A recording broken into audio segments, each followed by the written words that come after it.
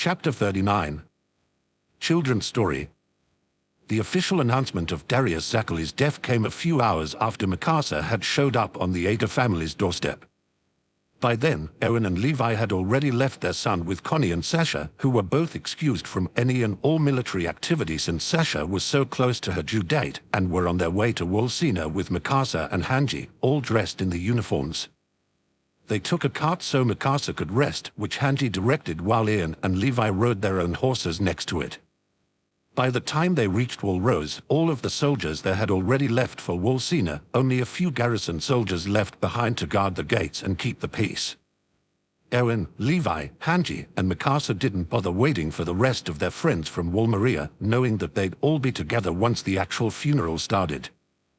While on their way to Wolsina, Eren directed his horse a bit further away from the cart and motioned for Levi to do so, too. Levi sighed and complied, knowing there was no way he'd avoid answering his husband's questions any longer. "Our kid picks his words better than I do, how embarrassing," Levi said, a tinge of irritation in his voice. "I can't never see the damn Four Eyes again. Like it or not, we have to work together. And it's not like one of her experiments made me infertile." Eren frowned. "I've always had a feeling that our son's mind wasn't totally normal," Levi continued. "He walked and talked at the ages when babies typically do, but I always felt like he could understand things at a level well beyond his years." He shrugged and looked away. "I don't know, I just had to find out for myself. I had to do an experiment." After a brief moment of silence, Eren shifted his gaze forward. "You're more observant than I am. TCH, tell me something I don't know." Eren shot him a dirty look. Levi flinched slightly. "Sorry, that was uncalled for. But no wonder." Eren's eyes widened slightly. Levi shook his head, signaling that he didn't want to talk anymore, and directed his horse back towards the cart. Hanji cast him a glance and frowned. They were silent the rest of the way there. The funeral happened the next morning, when as many soldiers as possible had arrived in Wolsina. The three commanders stood up front with their highest-ranking soldiers behind them, and the rest of the soldiers stood in separated masses behind them. Owen stood in front of all of them, and he was called to a podium to speak about halfway through the service. Zachary's family spoke briefly after that, the lot of them too grieved to stay up there for long. Zachary was then buried in the military cemetery, which was disturbingly vacant. "How rare it is to have a body to bury," Rico commented as the casket was covered. Shortly after the funeral ended, the death report was released to the lower-ranking soldiers and the public. Zachary had been feeling weak and tired in the hours leading up to his death. His family had been summoned to the HQ building, and they had been at his side at the time of his death. As sad as the news was, no one could deny how fortunate Zachary was to have died an old man in bed near his family. It was enviable. Owen's inauguration ceremony as Supreme Commander occurred that night. He swore his heart to humanity with his left hand, which nobody minded for obvious reasons, but Levi's eyes narrowed slightly at the action. He trusted Owen with his entire being, but he couldn't deny that seeing the new Supreme Commander salute in such a way represented change in the military. Levi's chest warmed a bit at the thought. 1 week later, the military police was ordered to venture underground and rescue all the children there. "Is that the last of them?" "No, we need to go down again." "What the hell? Are there really so many of them?" "We are only bringing up the ones who have a chance to survive." Levi flinched at that. He whipped his head towards the two bickering soldiers and was about to curse them out for leaving children behind, but Hitch of all people beat him to it. She ordered them to go back down and bring up any living children regardless of their current situation, and they reluctantly complied. "I can't believe there are so many freaking brats down there," Levi heard her gasp as she walked by, ignoring him. "Have we really been living above them all this time?" Levi looked away from her, a bitter expression on his face. Nearby, several military police soldiers, under Captain Marlowe's close watch, herded the children already brought above ground into small groups that would later be brought to military buildings to be cleaned, examined, and fed. The fact that civilians were already arriving to see the children and potentially adopt them made Levi feel a little bit better, but his stomach still churned at the memory of living underground. While he was satisfied that soldiers, especially the spoiled slackers of the military police, were finally realizing just how bad the underground people's lives were, he was also incredibly irritated and disgusted that children needed to be brought up from there at all. He didn't want to think about how they had been treated throughout their short lives, and he didn't want to think about all the ones his greys were down there. Levi. Levi turned and could feel himself lighten just at the sight of his husband. "I think I should head back to Giganshina," Eren said. "It's been a week, and I don't want to stress Connie and Sasha out since Sasha is due at the end of this month. Can you handle things here on your own?" Levi nodded. "Yeah, I'm okay. Be safe." He stood on his toes while Eren bent down so they could kiss, and when they broke away, Eren smiled. That smile alone grounded Levi, reminding him that, yes, he was safe now. He was cared for. He was loved. He could only hope the children brought up from the underground would end up the same way. As soon as Eren left, Owen appeared at Levi's side, offering a friendly smile. "You don't have to stay, you know. I only ordered the military police and some nearby garrison soldiers to help out with this. No one will judge you if you go home to be with your family." Levi shrugged. "I feel responsible since I'm the one who brought this whole thing up, even if I'm not taking credit for it." "You could take credit for it." "No, I don't want any." "You take it. Be the godlike hero you are, you big lunk." Owen's smile turned into a grin, and he let out a laugh. "Me? A godlike hero? I didn't know your sense of humor went beyond crap jokes." Levi snorted. "You're more of a hero than that idiot now, if that makes you feel any better. If you don't get to work, you don't eat." Both men looked up when they heard none other than Nal himself screaming at two military police veterans. "I gave you a direct order to go underground and bring any living children above ground. If you don't obey, I'll have you punished for insubordination. And now I've just decided that your dinners are going to the children anyway. Now get back to work." Both Levi and Owen were quite surprised when Nal straight up kicked both soldiers in the face, his kick not unlike the one Levi had used in the court case for Eren all those years ago. After a moment of silence, Levi shrugged. "His beard still sucks." Owen laughed at that and excused himself, Levi watching as he made his way towards Nile. That was when Levi heard a familiar voice coming from the other side of the crowd. He stood on his toes and soon spotted a long mess of bouncy, dark curls guiding a group of children to a waiting military police soldier. Once they were gone, Levi headed toward the person with the wild hair and said, "Zida." The young woman turned, cheerful smile spreading across her face. "Hi, Mr. Jaeger." Levi, the short man, corrected. "I'm sorry you had to come all the way to Walsina, but things seem to be going pretty smoothly." "Oh, but I'm honored to be here," Zida insisted, voice genuine. "I must admit, when I first heard the proposed plan, I was taken aback. I didn't know that so many children lived underground in such horrible conditions. It brought me to tears. And then I decided, if I'm going to be a midwife, I need to look after all children, not just the ones who haven't been born yet. And there was no way I was going to turn down a request from the Supreme Commander Owen Smith himself. He came all the way to Giganshina just to ask me to help out. There was no way I could say no. I mean, he's just so handsome." She let her gaze linger on Owen across the crowd, Levi shifting his eyes back and forth between the two of them. "Zida. EKWHY am I talking about myself?" the woman shrieked, face turning bright pink. "I have a job to do. This is no time to be staring at a guy." Another apprentice midwife passed by them. She fainted on the spot the moment the Supreme Commander said her name. "Don't tell him that." "Hey, I'm with you, honey. I would not pass up the opportunity to climb Commander Gorgeous over there like a single branch tree." "Stop it." Levi cracked a smile at that. "Well, I'll let you both get back to work. Don't tease Zida so much she faints again, okay? We need her." He nodded once and then headed over to the underground entrance, his optimistic mood disappearing the moment he looked down into it. It was as dark and cold as he remembered, but now there was an awful smell making his eyes water. He shuddered at the realization that he was probably once so used to it that he never noticed it until he started living above ground, not that the air within the walls was much better. He wiped the corners of his eyes and jumped down into the area with his gear, cringing when he landed in a pile of mud that splattered up against his boots. God only knew what else was in that pile. But he ignored it for the time being and watched as military police soldiers patrolled the area. Some had children in their arms. Luckily, the streets were looking clearer, so chances were good that most of the children had already been rescued. The operation would likely end soon.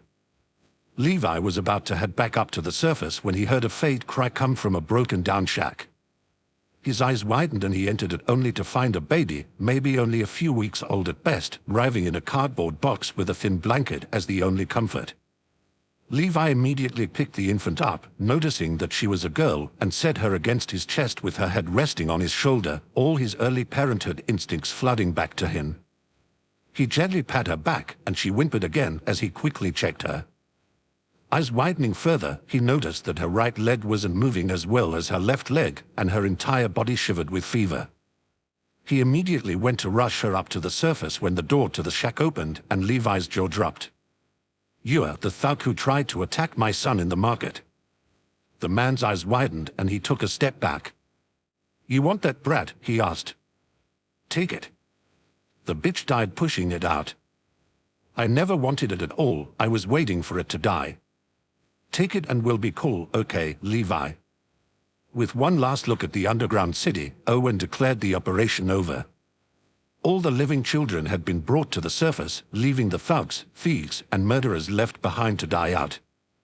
As soon as the soldiers left the area, a shack caved in, burying a corpse in the wreckage. "Zeta!" Levi shouted, pushing people out of the way with one arm and clutching the infant with the other. He called for the apprentice midwife over and over again until he saw that waterfall of dark curls again. The woman gasped as Levi pushed someone aside and handed the infant over as gently as he could. "Zeta, she has a bad leg and a burning fever. She needs a doctor now." Zeta nodded and took the baby in her arms without a word. Levi watched as she raced towards a military building, presumably the one where doctors were examining the children. Once he was alone, Levi let out a sigh, knowing there was nothing else he could do. When he looked down, he realized that he was covered in dirt and drool, but he couldn't find it in himself to care. Dirt just seemed like such a trivial thing when a baby's life was on the line. He shook his head and turned, only to see two other children, both boys maybe around 6 or 7, staring up at him. "You're Levi," one said in awe. "You used to be like us." "But no, you're in the Survey Corps, right?" the other one asked. "Humanity's strongest." Levi didn't have time to reply. The first boy thrust his arms upwards and, with tears in his eyes, said, "Hug. Hug, please." Any protest Levi might have had died before it could even reach his mind. Both boys were filthy, covered in mud and wearing ripped clothes that Levi could swear had a few blood stains, but he didn't care. Without a word, he got down to his knees and brought both boys into a hug. He wondered if perhaps this was their first time receiving any comfort from an adult, and the memory of his own cold, lonely child had resurfaced in his mind. Never again, he thought, that nightmare ends now. By the time Eren arrived in Gigantina, night had fallen. When he knocked on Connie and Sasha's door, they insisted he stay and eat a light dinner before going home. With no fresh ingredients in his own house, Eren couldn't refuse. He ate quickly, thanked the couple for their help, and took his son home. After sharing a warm bath, they turned in for the night, both happy to be sleeping in their own beds. The next day was when Eren hoped Levi would come home, but he really had no idea of how long his husband would stay in Stohas. He woke up early to take down the fort in the living room and then got to making breakfast. "It's just you and me for now, baby," he said as presented the boy with a bowl of oatmeal. It was the only thing that hadn't gone bad in the week. "Papa should be home soon." "Don't worry, he's okay, he's just working hard for Uncle Owen." Luckily, his son understood, which reminded Eren of what Hanji had said a week ago. He and Levi hadn't spoken about it since riding to Wolsina, but now that he knew to look for them, the signs were there. There was a big difference between a well-behaved child and a child who understood the world around him at a level far beyond his years. As he lifted a spoonful of his own oatmeal to his mouth, a thought struck him, and he wondered if that had been what Levi had thought of but not explained during their ride. What if he can shift? But he quickly pushed the thought away, not wanting to think about it unless Levi and Hanji were with him. They had more pressing matters at the moment, like going to the market and restocking the kitchen. On their way back home from the market, which was thankfully drama-free in the aftermath of Zachary's death, though Eren was also surprised that all the ill feelings from their disastrous anniversary seemed to have dissipated, Eren and his son heard several young voices coming from a nearby grassy area. A group of boys seemed to be arguing, one of them holding a ball. Just as Eren and his son passed by, one of the kids looked at them and said, "Hey. Excuse me. You want to play ball with us? We need another person." "Me?" the little boy asked, pointing at himself. When the other child nodded, he looked up at his daddy for permission. Eren smiled. "We have time. Go ahead, baby. I'll stay over here and keep an eye on you." After a moment of hesitation, the boy nodded and ran over to the group of boys. He smiled shyly at them and said, "Hi, Eren." "Wait, I know you," one boy said excitedly. "Urian Jaeger and Lance Corporal Levi's son, right? Humanity's hope and humanity's strongest. That's so cool. And your last name is fun to say," another boy said. "I wanna shout it. Jaeger. That's what we'll call you, okay," the first boy said. "Nice to meet you, Jaeger. I'm Andres. And I'm Native," the second boy said. The other kids took turns introducing themselves, and little Jaeger felt an overwhelming joy bubble up within him. He didn't play with other children often, mostly because he loved to spend time with his parents since they could be away for long periods of time, so this was new and fun for him. "You have two daddies?" a child asked. "Ah, you're lucky. My mommy tells me to clean my room all the time. It's so annoying, I don't wanna." The boy shook his head. "My papa makes me clean my room even when it's not dirty." "Never mind. So you'll be the goalkeeper, Jaeger," Andres explained, setting his new friend up between two sticks the boys had planted in the grass. "It's your job not to let the other team get the ball past you. If they do, they get a point. Oh, and the goalkeeper is the only person allowed to use his hands." After a few more explanations, the game started. The boys happily kicked the ball in every which way, and neither team did a very good job of aiming for the goals. However, no one seemed to care. They laughed as they bumped into each other and helped each other up when they fell. At one point, the little boy let the ball pass into the goal, but the disappointed quickly disappeared when his team scored in the other goal. "Hey, what the heck, you guys are playing without me." The activity came to a screeching halt, and the boys looked up with fear in their eyes. Standing on the field was another boy, this one taller than the rest of them with thick limbs and a gut that peeked out from underneath his shirt. He scanned the children until he saw the little Jaeger and said, "You invited this loser to play instead of me. You know who he is, right? He's got two dads and one of them is a titan in disguise." "That's weird." "My daddy isn't weird." "Huh? Speak up, loser," the big kid shouted, confronting the small boy. "The name's Hadion, and I run this field. These are my friends, so don't go thinking you can take them away from me. They are just being nice to you because you look so stupid and they are sorry for you. Your eyes are way too big, and your hair is too long. What are you, a girl?" I am a boy." "If you're a boy, then fight back. Or are you too scared?" Hadion pushed him on his shoulder, and he let out a whimper. "I knew it, you too scared. Why? Don't you have a big, ugly titan dad at home? My dad says that your dad is gonna eat everyone in the walls and that the military police should have killed him a long time ago. And your other dad, that's gross, is a bad person who doesn't care about humanity." He looked at the rest of the kids. "Why are you playing with this freak, huh? His monster dad is gonna eat all of you." My daddy isn't a monster. Hadion looked back down at the littlest Jaeger, who had tears forming in his venomous green eyes. My daddy is a good, kind person who loves me and my papa very much. He plays with me and gives me hugs and kisses and tucks me in at night. He uses his Titan powers to protect us and the rest of humanity.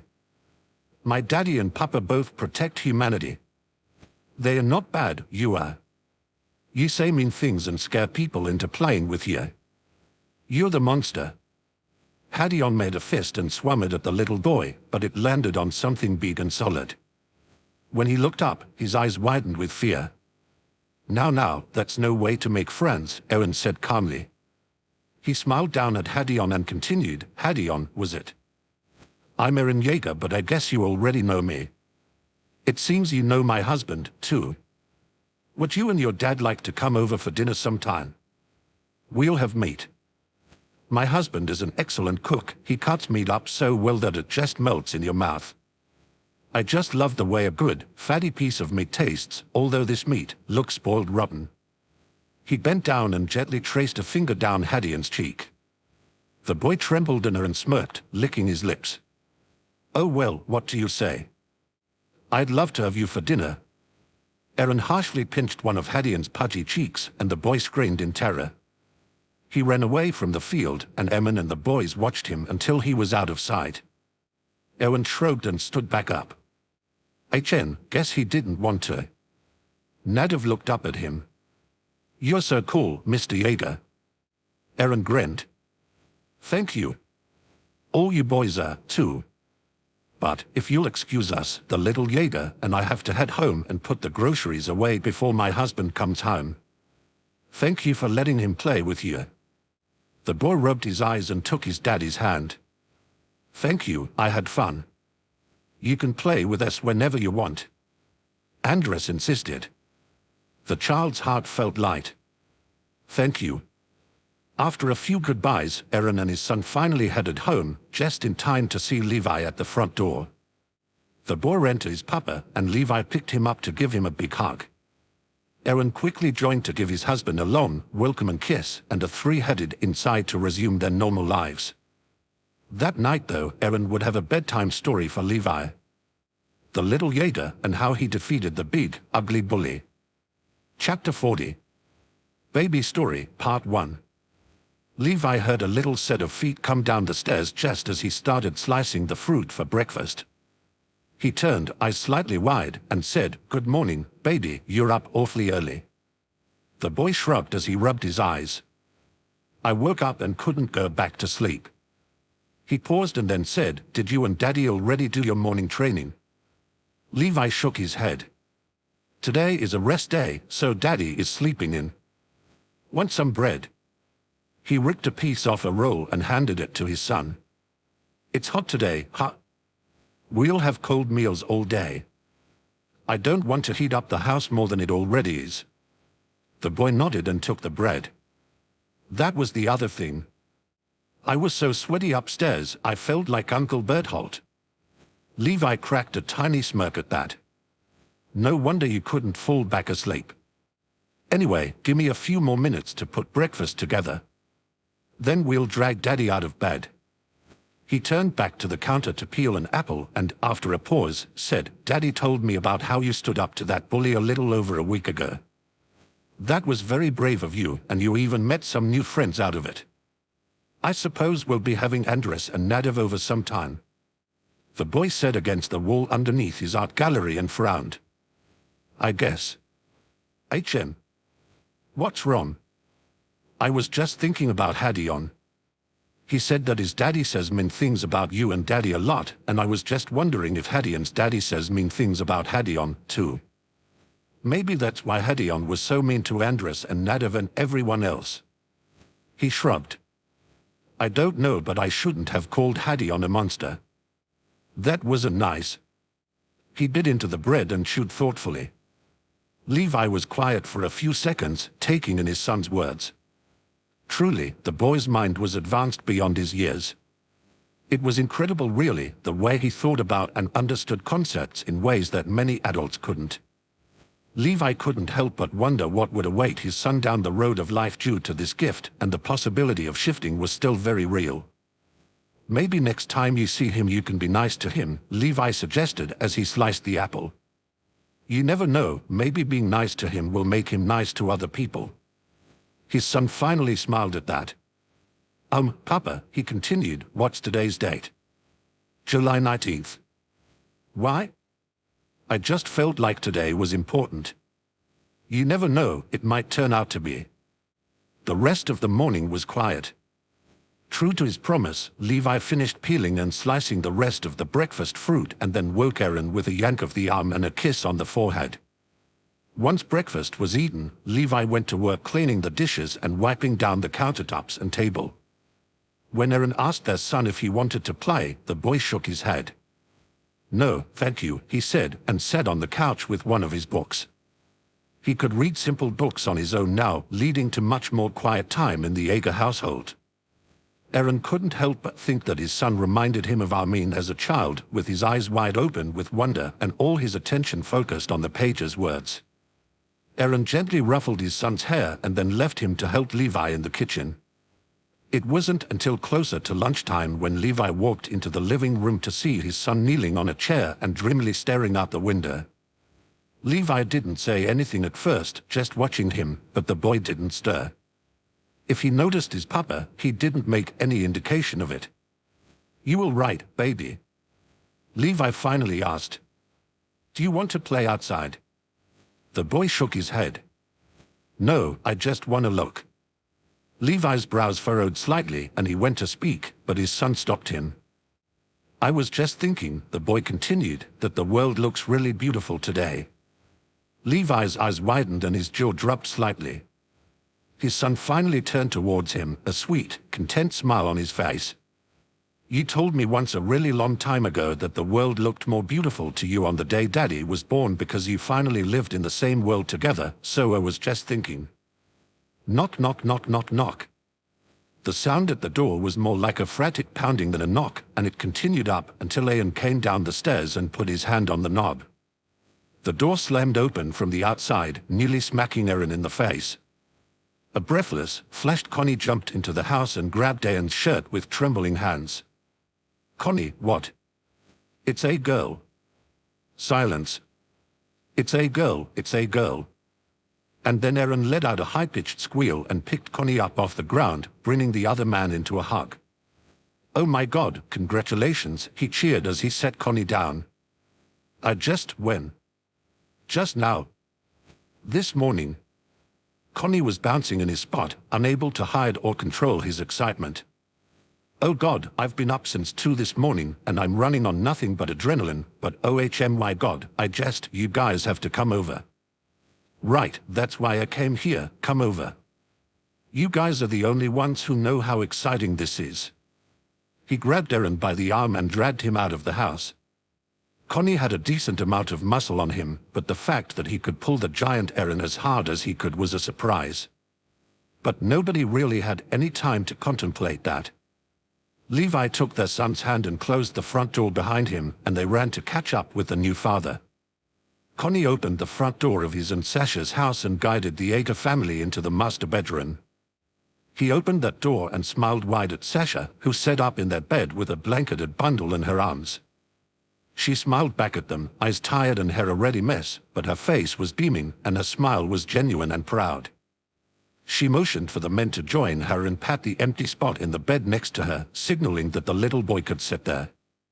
Eren picked the child up and set him down there, leaning over so he could get a good look at the baby.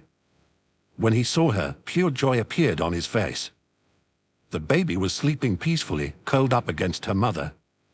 Her chubby cheeks were a healthy shade of pink, and the beginnings of dark red hair peeked out from underneath her knitted hat.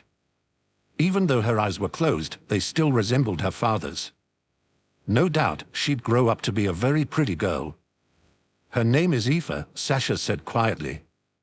Would you like to hold her, sweetheart? The boy looked up at her with excited eyes. Can I? Sasha nodded. Here, sit up straight, she instructed, gently settling the baby in his arms. Support her head, there you go, perfect. She leaned back against the bed's headboard and sighed, satisfied. Oh, congratulations, Eren breathed, watching the amazing moment before him, heart swelling at the sight of his son so captivated with the new life. She's so beautiful. How do you feel? Tired, Sasha said honestly, but happy. Labor actually wasn't as bad as I thought it was gonna be, and it didn't take that long either. I mean, sure, it was painful, but it was a good hurt. I don't know if that makes sense, but, like, I knew it wasn't meaningless. I was gonna get something really amazing out of it. She shifted her gaze towards Levi and smirked. Sorry. He rolled his eyes. Yeah, keep bragging. He returned the smirk. Congratulations. Footsteps came into the room, and everyone turned to see Sasha's father standing in the doorway. There were tears in the man's eyes. That's my daughter, he said through sniffles, accent as strong as ever. My daughter gave birth to the prettiest little girl in all o humanity. Prettiest woman and the prettiest little girl are brows ladies, yes, they are. He turned to Connie and placed a hand on his shoulder. I already know that you can take care of them. Connie smiled at him thankfully. Of course I will, sir. Sasha smiled at the scene, turned back to her daughter, who kept sleeping soundly in the little boy's arms. She'll probably sleep for a few more hours at least. She's already had 2 meals. 2? Eren laughed. Guess we know whose appetite she has. At that moment, Sasha's stomach growled, and Eren laughed again. Oh God, we haven't eaten a real meal since last night, Connie said. I'll go to the market and get some fresh meat. It's a celebration, am I right? He grinned and went to leave the room when Levi turned and followed him. I'll go with you, he offered. Connie gave him a skeptical look. Really? You? Are you the one who usually cooks? My point exactly. No way in hell you're serving mediocre food to the woman who just gave birth to your child. With the two of them navigating the market, Levi and Connie quickly gathered all the necessary ingredients to make a fantastic, over-the-top feast. They didn't run into any of their friends there, and Connie was actually happy about that. There would be plenty of time to celebrate with the whole gang, but he was content to share the moment just with the Jaegers. Like I said, you and Eren are the only ones who know how Sasha and I feel right now, he explained as he hoisted the grocery bag into his arms. Plus, we've spent so much time with your kid that we wanted you guys to be the first ones to meet Aoife. Levi smiled slightly at that. Thanks for thinking of us. They walked back to the Brow Springer house in relative quiet, but Levi's mind was rushing at a mile a minute. He couldn't stop thinking about that baby girl he had found underground. Little Aoife just reminded him so much of her. Was she okay? Had the doctors been able to help her? Zito would update him on her status, right? But little Aoife also reminded him of his own baby and how happy he had been once he had been born. He had to admit though, he was quite jealous of how easy Sasha's pregnancy and labor had been. Eren watched his husband curl into a ball on there from the doorway of the master bedroom. He still couldn't believe the news they had received yesterday, Levi was pregnant. How was still a mystery, but Eren didn't allow that thought to come to the front of his mind. He had more important things to worry about, like how miserably sick Levi was. Immediately upon coming home from the midwife's office, he had gotten sick in the middle of the front hallway, and Eren had brought him up to their room to rest. He hadn't moved since then. And now Eren didn't know what to do next. When he had married Levi, he had vowed to keep him and love him in sickness and in health, and he had no plans to back out of that promise, but that didn't mean he knew how to take care of his husband when he was sick, especially this kind of sick. Quietly, he went to go downstairs until Levi's voice stopped him. I'm not contagious. You're allowed to come in. Eren looked up and frowned. I just wasn't sure if you wanted to be alone. Don't you dare leave me alone. Eren walked into the room and placed his hand on Levi's shoulder. After a long silence, Eren spoke. You don't have to do this, you know, not if you don't want to. I'll support you and stand by your side no matter what you decide to do. Another pause, and then Levi spoke. Then you're stuck with both of us. Their friends knew, No doubt the entire military was getting word. It wouldn't be long until all of humanity knew. Eren knew there would be drama. He knew they'd get weird looks and stares and that rumors would be spread and that some people might even threaten them. He didn't even want to think about what the religious conservatives would say or do, and he dreaded the snide remarks from the rest of the military police. But the rest of humanity could go screw itself for all he cared. The only thing he truly cared about was Levi, his beloved husband who hadn't been able to keep anything down for weeks. Since meeting him, Eren had done a lot of cleaning for Levi, but he was sure he had cleaned up more in these past few weeks than he ever had in his life. And, for the first time, he had cleaned himself because of Levi. And did he hate it? Oh, how he hated it. I hate seeing you like this, Eren whimpered, kneeling on the floor next to Levi in the bed. He gently placed his hand against Levi's back and continued, I will take care of you when you're sick. I will always care for you no matter what, but, oh God, Levi, I hate this. I hate everything about this. He wiped the tears away from his cheeks. You're not even living. You're not participating in life like a human. Whatever this baby is, it's turned you into nothing but an incubator. He immediately slapped a hand over his mouth and let out another whimper. I'm sorry, I shouldn't have said that. Eren. Eren looked up. For all we know, I am nothing but an incubator for some Titan baby. Eren was openly crying now. But that's a risk I'm willing to take. I made a choice, and I don't know what the turnout will be. All I can do is hope that I made the right decision and that we'll get a living, human baby out of this. Eren wiped his eyes. Levi, I'm gonna find you something that you can keep down, I promise. If the damn Four Eyes even so much as touches my kid, I'll kill her, I swear. But Hanji's observations and experiments could tell us how this happened in the first place. I don't care, my kid's safety comes first. I don't think Hanji would kill it. Are you forgetting that she once wanted to let you merge with your Titan to the point that we wouldn't be able to cut you out? Go get me a cup of tea and 2 steamed potatoes. You're hungry enough for 2. 1 for me to throw up and 1 for me to digest. It was official, Levi's ads were gone. He wrapped his arms around his middle and got back into bed, feeling how strangely soft his midsection was. He could only hope that that was because his baby was growing and not because his body was wasting away.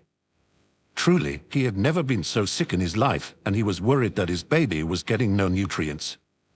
Of course, with that thought in mind, a new wave of nausea just had to wash over him, and he emptied the contents of his stomach in the nearby garbage pail. That was when Eren came upstairs carrying a tray with a cup of hot tea. He gasped loudly as he set the tray on the nearby dresser and ran to his husband, rubbing Levi's back and pulling his bangs away. Soon enough, the disgusting retching stopped, and Levi coughed a few times before falling quiet. Eren kept rubbing his back, occasionally murmuring comforting things like "You're okay," and "I'm here" to him. After a moment, he tried to move his husband back into bed, but Levi wouldn't move. Is it because I'm dirty? Eren stopped short and gripped Levi's shoulders with a bit more strength. What? Why else would I be so sick? Levi asked, turning towards Eren with wide, bloodshot eyes. I must be dirty. I must be so utterly filthy. My body must be expelling all the disgusting filth within me so that none of it gets passed on. I'm too dirty to carry this baby. I'm really going to waste away because all I am is a filth. His voice cracked and his skin turned a disturbingly pale shade. Eren quickly realized that Levi was trembling and barely breathing. Levi! Levi, he screamed, picking his husband up and lying him down on the bed. He grabbed a nearby book and tried to fan air towards his husband's face, but sweat started to appear on Levi's brow and his eyes could no longer focus. Eren, not knowing what else to do, ran into the bathroom and brought a wet washcloth back to his husband. He pressed it against Levi's forehead with one hand, held his hand with the other, and in the calmest, most reassuring voice he could muster, said, "Levi, you need to breathe. Do it with me." He took a long breath in through the nose and let it out through his mouth. After repeating this a few times, Levi finally started following his directions and his breathing slowly but surely turned to normal. After about half an hour, Levi was breathing normally on his own. Eren didn't move, locking eyes with his husband, still pressing the washcloth against his head and holding his hand.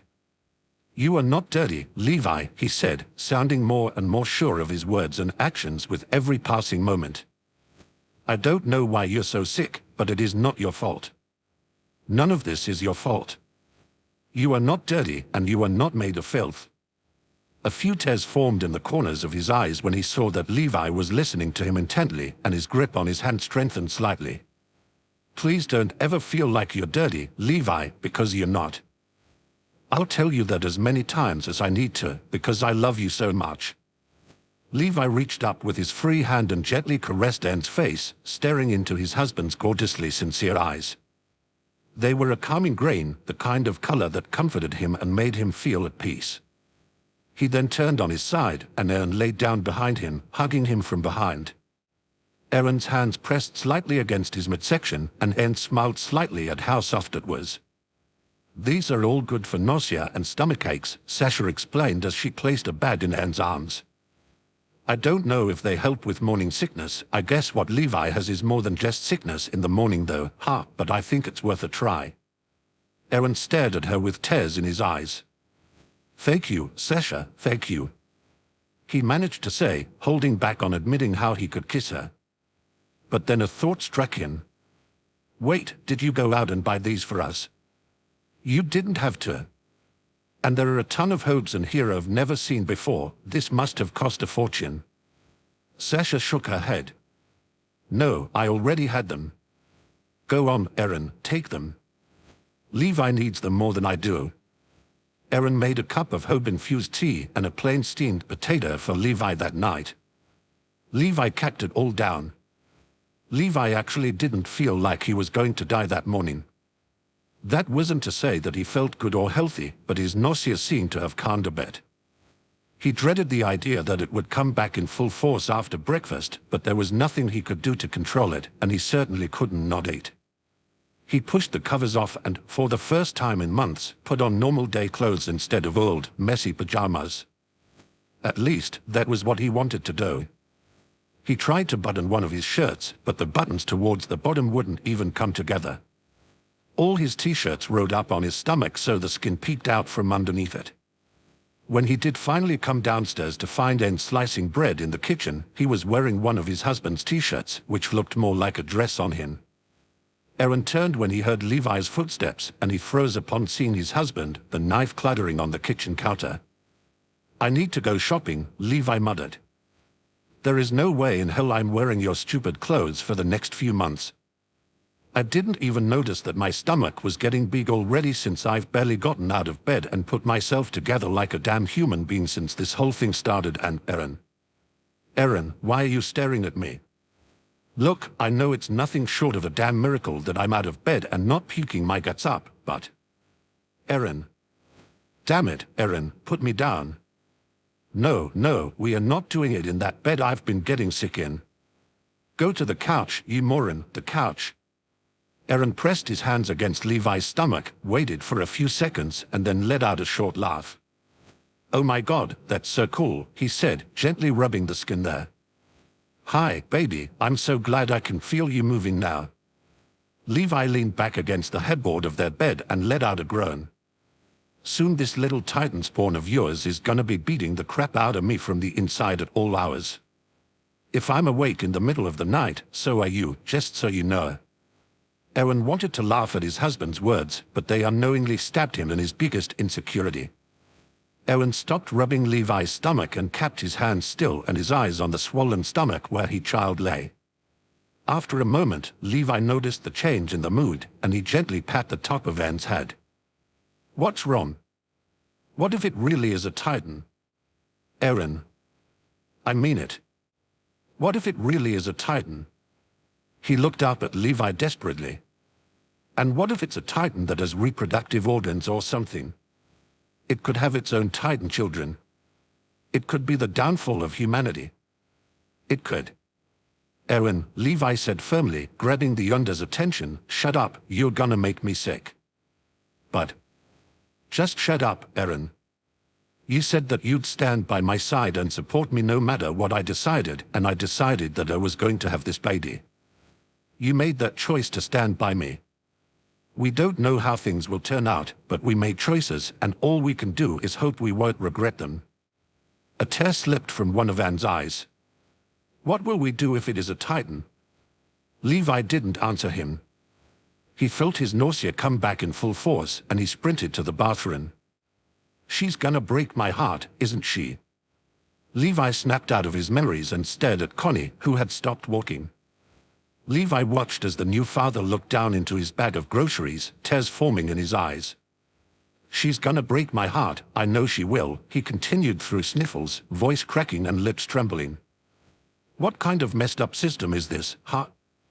We put so much time and effort and love into our children, but then we blink and they're grown adults who don't need us anymore, who run off and live their own lives. We parents invest so much in them, and they have the audacity to grow up. They grow up and leave us, Anne. Now the tears were freely flowing down his cheeks. And we don't even get to watch their lives play out. We go and die. We die and leave them alone, but it doesn't matter because they don't need us. Anne. His legs gave out and Levi grabbed him before he could crumble to the ground. He led Connie to a nearby bench and set the grocery bags on the ground next to it, rubbing the other man's back as the tears fell into the dirt beneath their feet. Anne. Connie gasped out, hunching over, I just really wish my mom was here. I just really wish she knew her granddaughter. But I can't cry in front of Sasha. This is supposed to be a happy time, and it's not all about me and what I want, sir. Levi looked straight ahead, hand still rubbing the other man's back. Connie. A pause. Sasha isn't here right now. Let it out. And he did. Chapter 41. Baby Story, Part 2. It took a solid 20 minutes for Connie to calm down enough to go home. Levi stayed with him the whole time, rubbing his back and reassuring him that his feelings were valid, much to Connie's relief. In the back of his mind, Connie wondered when and how his superior had become so comforting, but then he remembered why he had invited the Jaegers over to his house that morning in the first place, and that only made Connie cry harder. Levi knew how he felt. Levi felt the same way. Eventually, they made it back to the Browspringer house, where they found Sasha and the little Jaeger curled up on the master bed while Eren sat with a still sleeping Aoife in the living room next to Sasha's father. Levi gave Eren a kiss and then went straight to the kitchen. When Connie insisted on helping, Levi shook his head. Go spend some time with your kid, he said as he lit a fire on the stove. Sorry, the house is gonna get hotter. With a nod, Connie took Aoife from Eren and sat on the couch. Eren left them behind to help his husband in the kitchen. About an hour later, Sasha woke to the smell of Levi's delicious cooking. She gently woke her little houseguest, and the boy sleepily stumbled into the kitchen. Levi placed the last of the food on the dining table while Sasha's father brought the most comfortable chair in the house to it, padding it with pillows since his daughter was likely still sore. With Aoife settled in a small crib next to the table, everyone sat down to celebrate the little girl's arrival. After cleaning up, Eren, Levi, and their son excused themselves to give the Browspringers some family time. It was perfect timing, too, because Aoife woke up mere moments after the table had been wiped down, whining for another meal. Thank you for inviting us over, Uncle Connie, the little boy said as he gave the man a hug. And thank you for letting me hold Aoife, Aunt Sasha. Sasha smiled as she settled the baby in her arms. You can come see her whenever you'd like, sweetheart, she said. In a few weeks, you'll be able to play games with her, too. The boy giggled at the thought. Thank you. Thanks again, guys, Eren said, waving as he and his family stepped outside. Congratulations. In the following week, Connie and Sasha presented Aoife to the rest of their friends, and everyone came together to celebrate. Aoife was awake for that party, taking in all the sights and meeting everyone on a more intimate level. Her parents were visibly tired, and the guys teased Connie about it, but the mood overall was joyful. Levi couldn't sleep the night of the celebration though, too caught up in remembering when his own little one first came into the world. An elderly midwife gently pressed her hands against Levi's bare, growing stomach as he laid back on the examination table and hoped his nausea would stay in check. Eren quietly sat nearby, waiting for the checkup to end. Hanji stood across the room, keeping her promise and merely observing everything. She watched on, eyes sharp, and occasionally wrote in a small notebook. The midwife pulled her hands away with a gentle smile. "The baby seems to be growing normally," she said sweetly. "How has your nausea been?" Levi rolled his eyes and yanked his Eren's oversized shirt back down over his stomach. "Oh, just wonderful." The midwife let out a short giggle. "It's not as bad now as it was now that you're in the third trimester though, right?" Levi shrugged. "I can manage to keep one meal down a day now." The midwife nodded as Hanji quickly jotted that down. "Well, despite your sickness, your baby seems to be healthy. You can feel it moving and kicking, right? So it must be getting the nutrition it needs. Any questions?" Eren made a small, quiet grunting sound, but he didn't say anything. Nobody saw Hanji glance at him. Once Levi was cleaned up and back on his feet, he and Eren left the office, Hanji following behind them shortly before deviating towards her own path back to Wall Rose. Eren turned momentarily to watch her go, his husband's voice bringing him back. "You were going to ask if the baby was a Titan, weren't you?" Eren bit his lip. "I'm sorry." Levi sighed heavily. "Eren, how many times do we have to?" "I can't help it. I'm scared something is gonna rub off on it." "Nothing is going to rub off on I." "But..." "Eren." Levi stopped and grabbed Eren's arm, forcing the taller man to look at him. "Stop it. You told me that you would support me and stay by my side no matter what throughout all this. If you really meant that, stop it with this crap. I need you now more than ever. I need you to be my rock, to be something steady amongst all this uncertainty. You're only gonna make me sick and even more of a nervous wreck if you keep this up. Levi. Can you do that for me, Eren?" Eren swallowed hard and reluctantly nodded, eyes shining with the beginnings of tears. Levi sighed and relaxed his grip on Eren's arm. "Good. Now let's go home and see if I can keep a second meal down today." Neither one paid any attention to the young woman who passed by them. Her long, dark curls bounced as she stopped short and turned, eyes widening slightly and cheeks flushing pink. Humanity's Hope, Eren Yeager, and Humanity's Strongest, Lance Corporal Levi Yeager, both of the Survey Corps. She sniffed lightly and let out a quiet "Father," before continuing on towards the midwife's office. Armin appeared on the doorstep of the Yeager house one afternoon with a big smile on his face and a box in his arms. "Hi, Eren," he said cheerily. "I brought you some presents." Eren didn't know what to say at first, staring as Armin walked inside. "You didn't have to," he finally insisted, closing the front door behind Armin as he shed his coat. "And shouldn't we be the ones bringing you presents? Isn't your birthday coming up?" "It's okay, don't worry about it," the blonde insisted, setting the box on the coffee table in the living room. Levi was sitting in the armchair, one hand absent-mindedly rubbing his stomach and the other hanging onto a book. He looked up from the book just as Armin opened the box and pulled out a set of baby clothes. They were on sale. "I know you said you didn't want a baby shower, but I couldn't resist." He pulled out a few more sets, everything from onesies to matching shirts and pants to pajamas.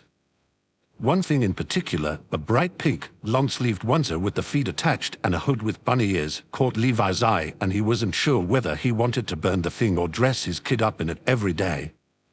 It was pretty damn adorable.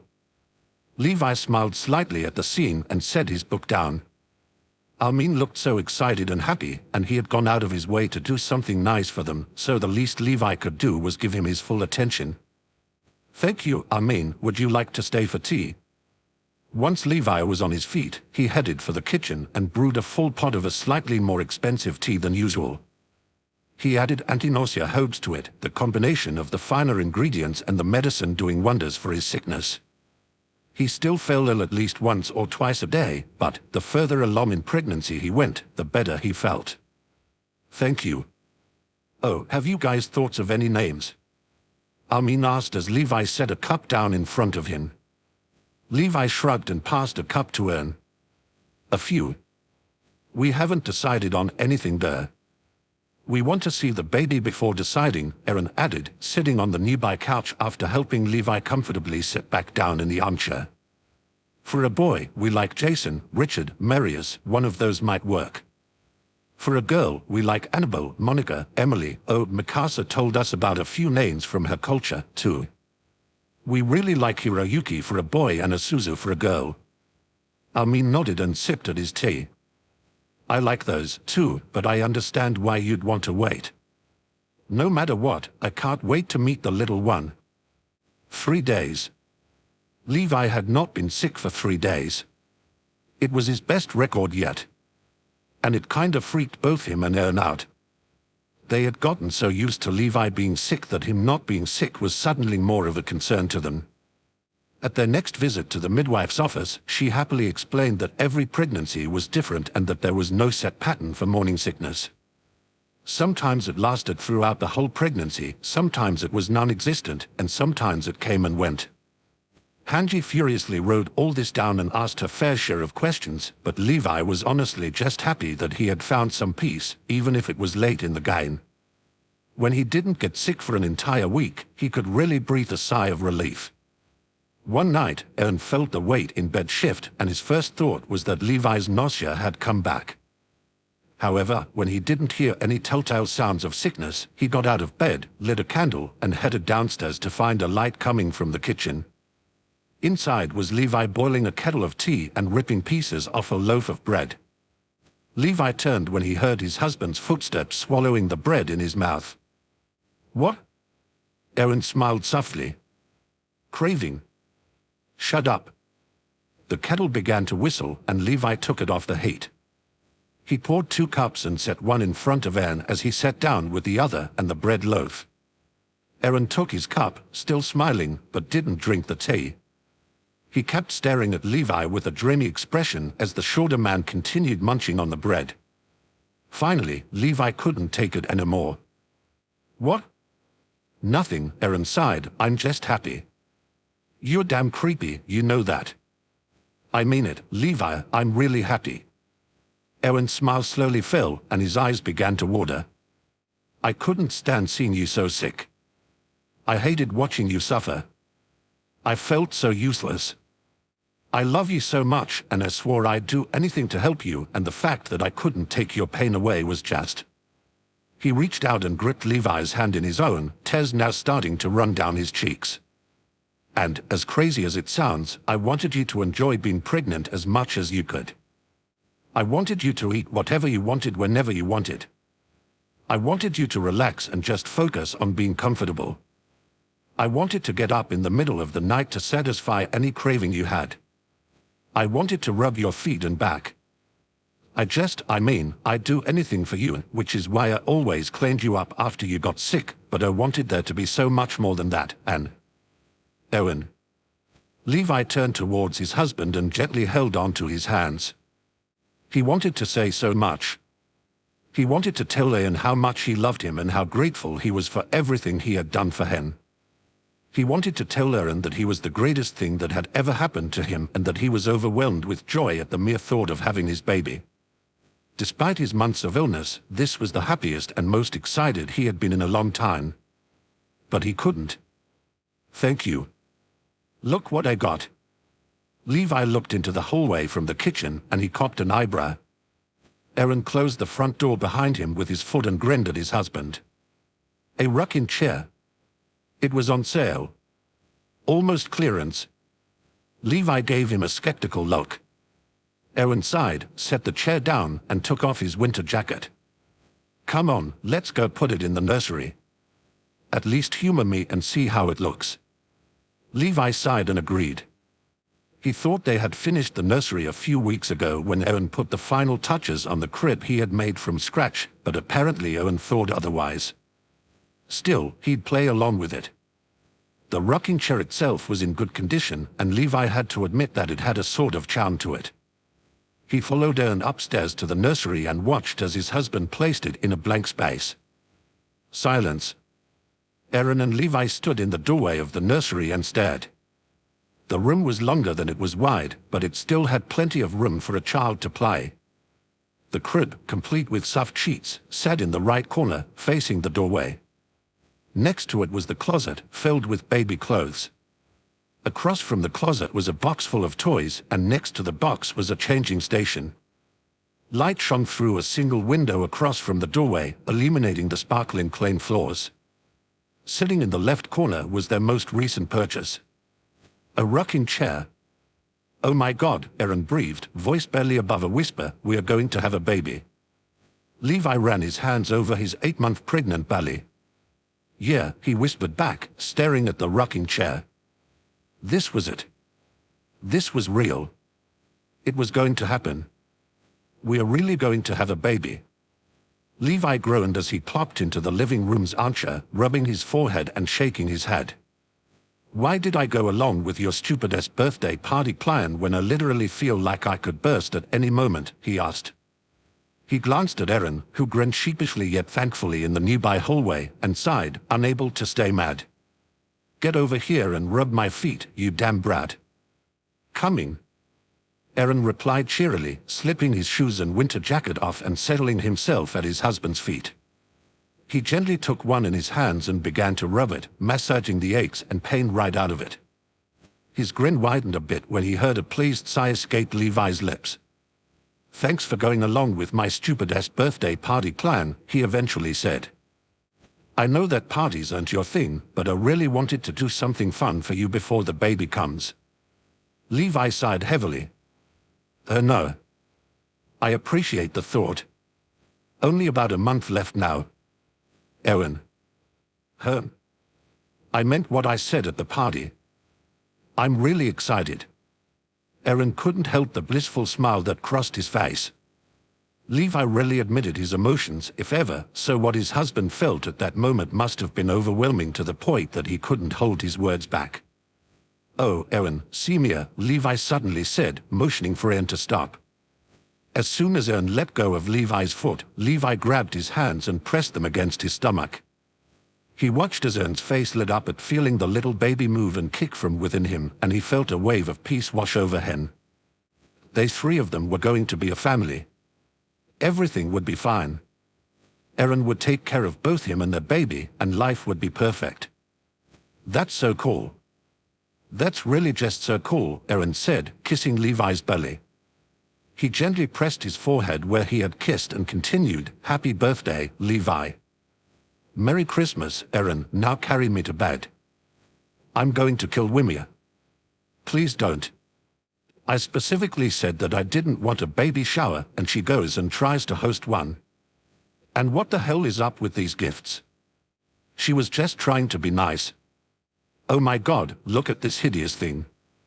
Is this a joke?" Her sense of humor has always been sick. She needs some serious help. Agreed. Levi awoke with a start, shaking lightly, the beginnings of sweat forming on his brow. He took in his surroundings and told his brain to calm down. He was lying on his and Eren's bed in the bedroom, having just woken up from an afternoon nap. Eren was downstairs with Mikasa and Armin, probably going over the plan for when Levi went into labor. Levi's stomach was so large, and he was due any day now, so even the most minor of activities tired him out. If nothing else, pregnancy seemed to have cured his insomnia. But in that moment he sort of wished that he had never fallen asleep. That truly had been one of the worst nightmares he had had in a long time. He tried to push it out of his mind, the idea of giving birth to a titan, but the thought shook him to the core and ate away at his composure. And all too soon, he'd find out if his nightmare would come true. He took a piece of paper and a pen off the nightstand, grabbed a book for support, and started writing. January 29th. Dear Baby. Quiet. Eren. Eren's eyes blinked open, and he turned over so he could see his husband in the light of the early morning, but Levi was facing away from him, curled up on his side of the bed. For a moment, Eren thought he had imagined the voice, but then it came again, and it sounded strained and a little desperate. Gasping, Eren jumped out of bed and ran to the other side so he could face Levi. "What's wrong?" he asked as calmly yet urgently as he could. "Levi, what's wrong?" Levi's face was contorted in concentration, as if he was trying to keep himself from expressing any pain or discomfort. He cracked an eye open when he felt Eren gently rub his cheek, and he said, "Eren, what day is it?" Eren swallowed hard. "January 30th, why?" "Remember this day," Levi said, smiling even as he winced. "It's your child's birthday." For a split second, Eren just stared at his husband, but then his words clicked, and his mind sped off in overdrive. "Mikasa?" "I mean," he cried, rushing out of the bedroom and down the stairs. "Mikasa, get the midwife, get Hanji. I mean, towels and hot water, now. The baby's coming." Levi let out a pained groan as he heard the people downstairs rush to their respective stations. For a brief moment, he dreaded the idea of the midwife and Hanji rushing into his home with their dirty shoes and bulky winter coats, but another shot of pain ran down his spine, and all those thoughts disappeared. He had been through some serious pain in his life, everything from fights with rival gangs to titan bites to miscellaneous injuries on the battlefields, but this was on a whole other level. It was almost humorous to him how a tiny baby that hadn't even been born yet was the one to cause him the worst pain he had ever felt. By the time the midwife and her assistants were getting to work, Levi was sweating heavily and panting through a clenched jaw.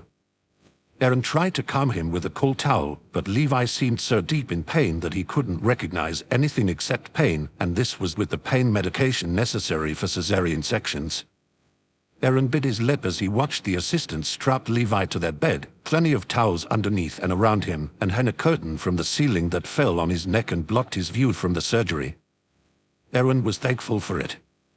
As much as he wanted to see his child, he wanted all of his focus on Levi for the time being. Levi needed him more. "All right, let's get to it," the midwife said. "Please remember to keep breathing, Mr. Ada." The room was relatively quiet for a moment, and then Levi let out a high-pitched scream, sounding so inhumanly in pain that Eren almost burst into tears out of fear. Levi's body was supposed to somewhat numb, but there was only so much the medication could do. He twisted and writhed against the straps holding him in place, and a few tears escaped his eyes. He kept breathing though, in out, through a jaw clenched so tight Eren worried he'd crush his teeth. Not knowing what else to do, Eren snuck his hand underneath the curtain and grasped Levi's, the older man squeezing it for everything it was worth. Oh God," Levi grunted, his words sounding more like slurred growls than actual words. "Just keep squeezing it as much as you want," Eren said as calmly as he could, though it was obvious that the whole situation was rattling him pretty badly. Levi let out another scream and then said, "I might damn near rip it off at this rate." "It's okay if you do. It'll just grow back." Something that sounded like a mix of a weak laugh and a miserable groan left Levi's throat, and he tried to take a deep breath. It was shaky, but it happened, and he gently turned his head towards his husband. "Eren," he nearly whimpered, his voice starting to become raspy from all the screaming, "tell me how it's going to be." Another tear slipped down his cheek. "Tell me about how great it'll be." Eren was taken aback at the request at first, but then his expression softened into a smile, and he nuzzled against Levi's temple, the older man still clinging to his hand for dear life. "We are going to have so much fun," Eren said gently, feeling himself calm at his own words. Levi slowly stopped twisting so violently, much to Eren's relief. "It'll be wonderful," the younger continued. "We'll feed Em and bathe Eren, and even changing diapers won't be so bad once we get used to it. We'll bundle Em up in blankets and settle Em in our arms to sleep, and we'll play all sorts of games. We'll watch Em walk and talk and smile and laugh and sing and dance and play and be happy. We'll all be happy, because we'll be a family. It'll be perfect, our own perfect, little life together with you and me and baby." Levi let out a loud, pained gasp, and then someone else was crying. "It's a boy." "A boy," Eren gasped, a huge smile lighting up his face. "Levi." It's a boy. A boy." Eren nodded. It was the last thing Levi saw before he passed out. When Levi awoke, he felt heavy, like his entire body was a giant weight pressing down on his mattress. It was a comfortable mattress though, and he had enough consciousness within him to register the clean, warm sheets tucked around him. The straps and the curtain were gone, and sunlight was filtering into the room through a nearby window. This winter had been surprisingly mild, so the sunlight felt sweet and radiant on his skin even through the blankets. He slowly turned his head to see Eren kneeling next to him, sleeping as he rested his head in his crossed arms. Grobily raising a hand, Levi reached out and tugged on his husband's shirt sleeve. Eren, Eren. Eren stirred and blinked his eyes open, smiling when his vision came into focus. Levi, he whispered, crawling over to his husband and gently kissing his forehead. Oh, Levi, you did such a good job. You were so great. I'm so proud. You're so incredible. He paused to place more kisses all over Levi's face until he finally reached his lips. It's a boy, he said against them. A beautiful baby boy. A son. We have a son. He kissed Levi lovingly, pouring all his emotions into the action, but he kept it quick, knowing Levi was still weak and needed all the oxygen he could get. Where? Let me get him. Eren stood and walked across the hall to the nursery. Levi heard him say something, and then he reappeared in the master bedroom, the midwife following him with a blanketed bundle in her arms. Eren helped Levi sit up the best he could, fluffing up the multiple pillows against the headboard, and the midwife gently placed the newborn in Levi's arms. Eren grinned and said, I haven't held him yet. I wanted you to be the first one. Levi couldn't believe who this was in his arms.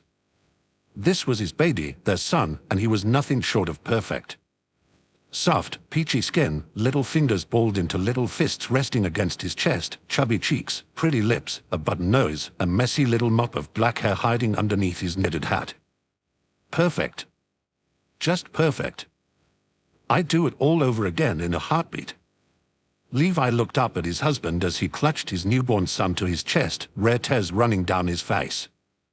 I'd suffer that 9-month-long hell and that surgery pain for the rest of my life, no, until the end of time, if it meant I could have him here. Just God, Eren, look at him, look how perfect he is. He rubbed his forehead against the newborn's chest as the baby's eyes opened for the first time and their gazes met. I just love him so much.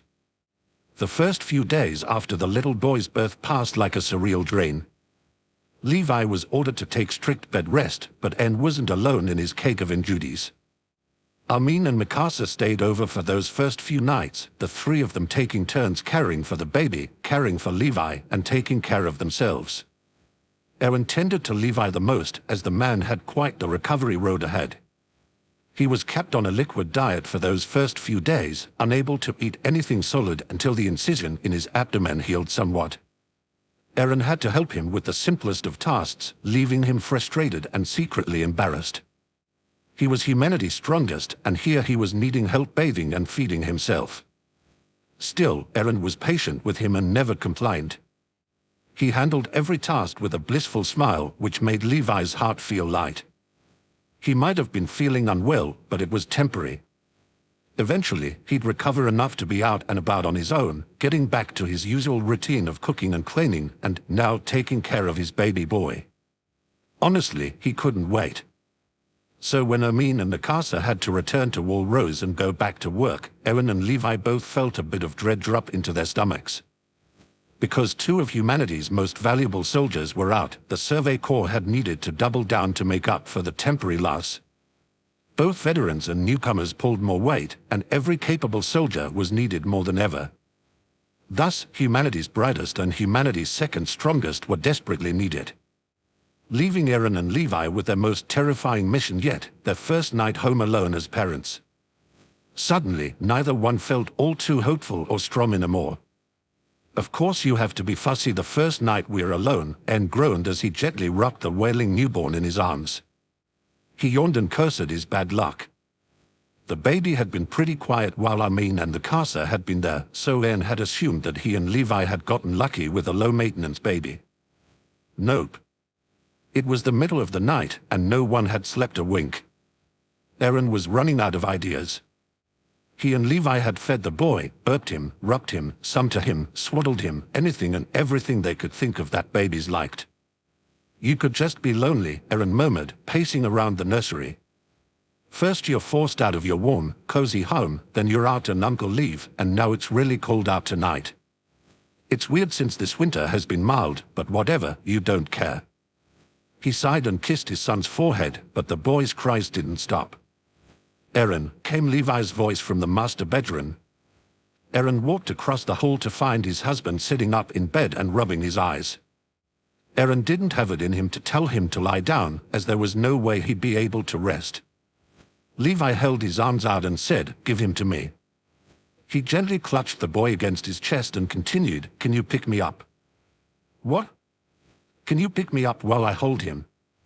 You're not supposed to leave the bed unless absolutely necessary. What's the point of being in this damn bed if I can't rest?" Eren had no good response. "I'm going to sit with him in the rocking chair, since we haven't tried that yet," Levi said firmly.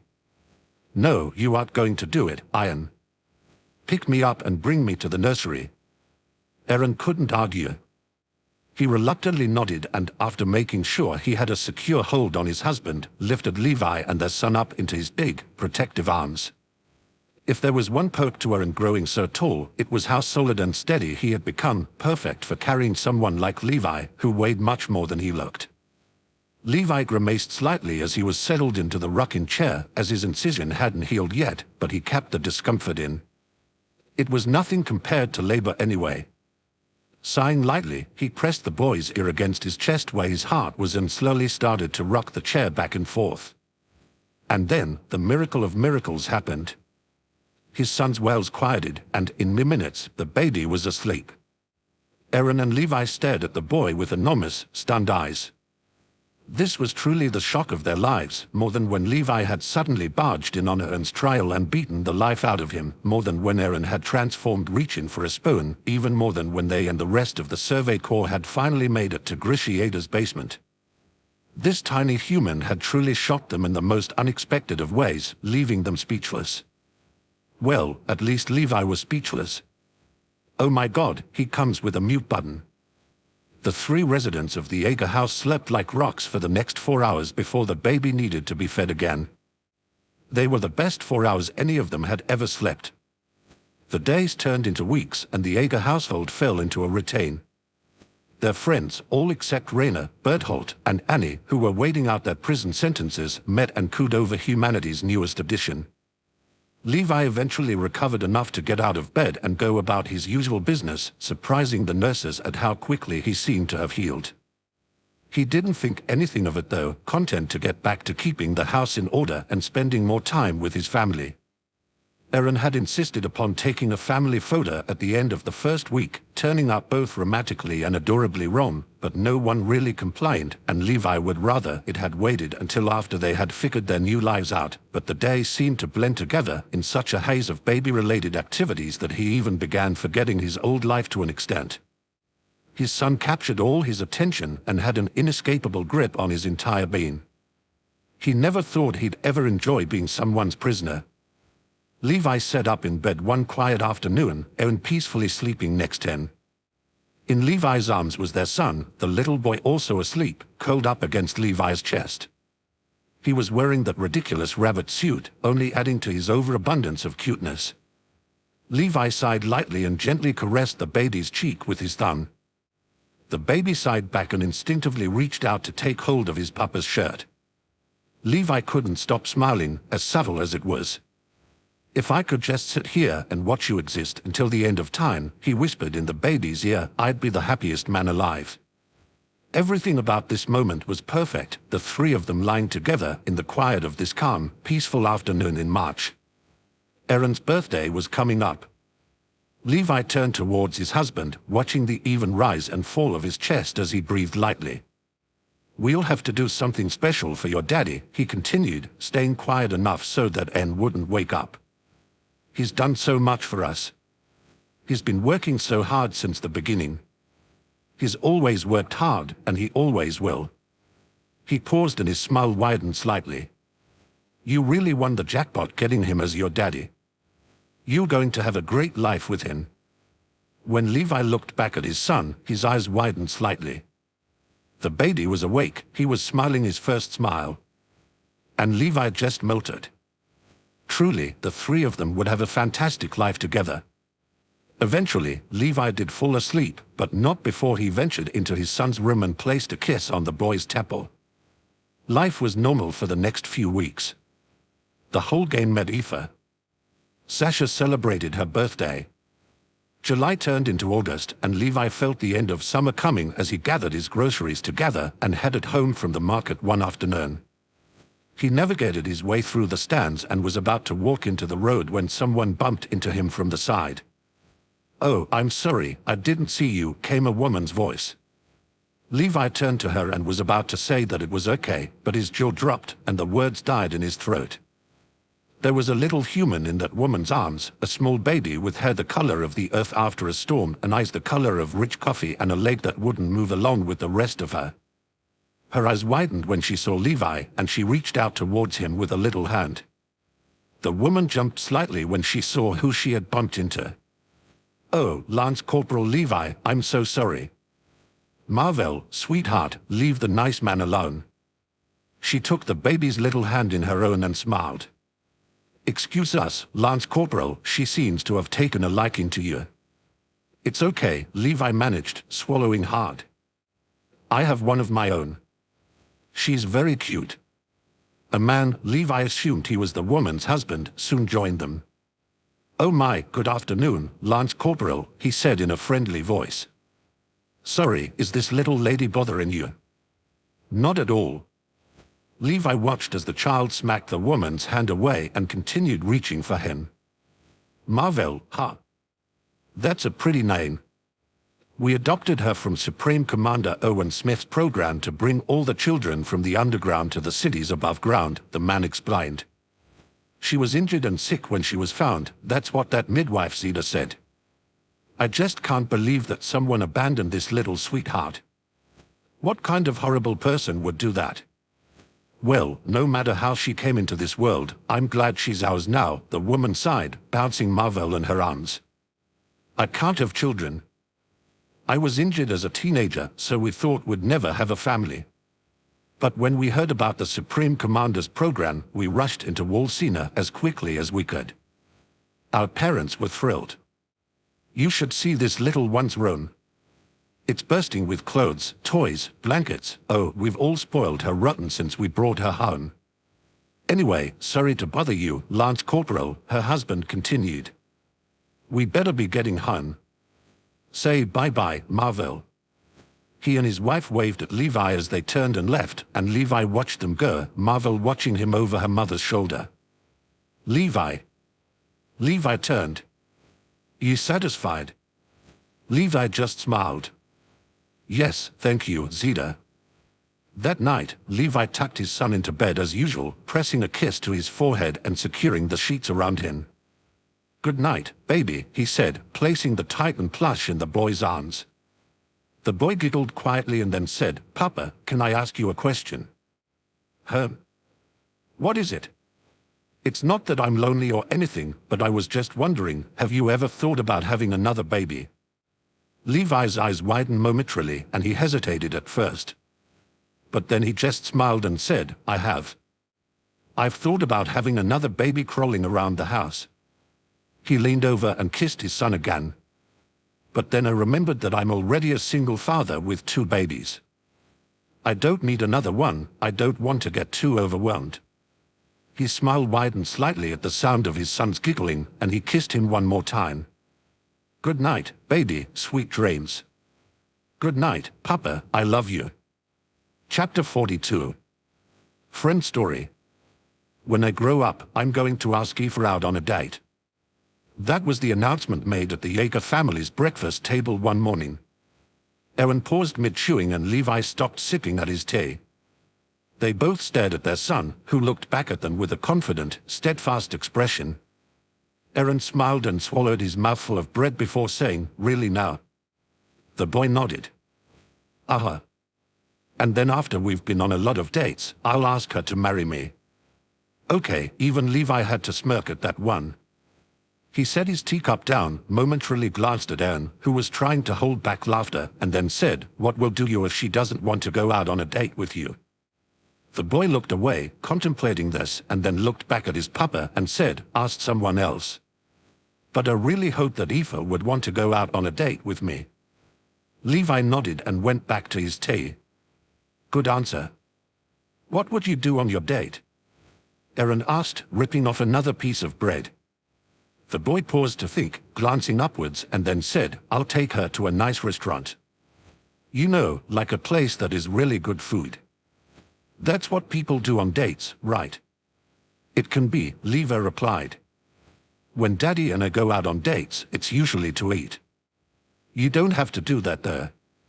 You could take her shopping or dancing or just for a walk.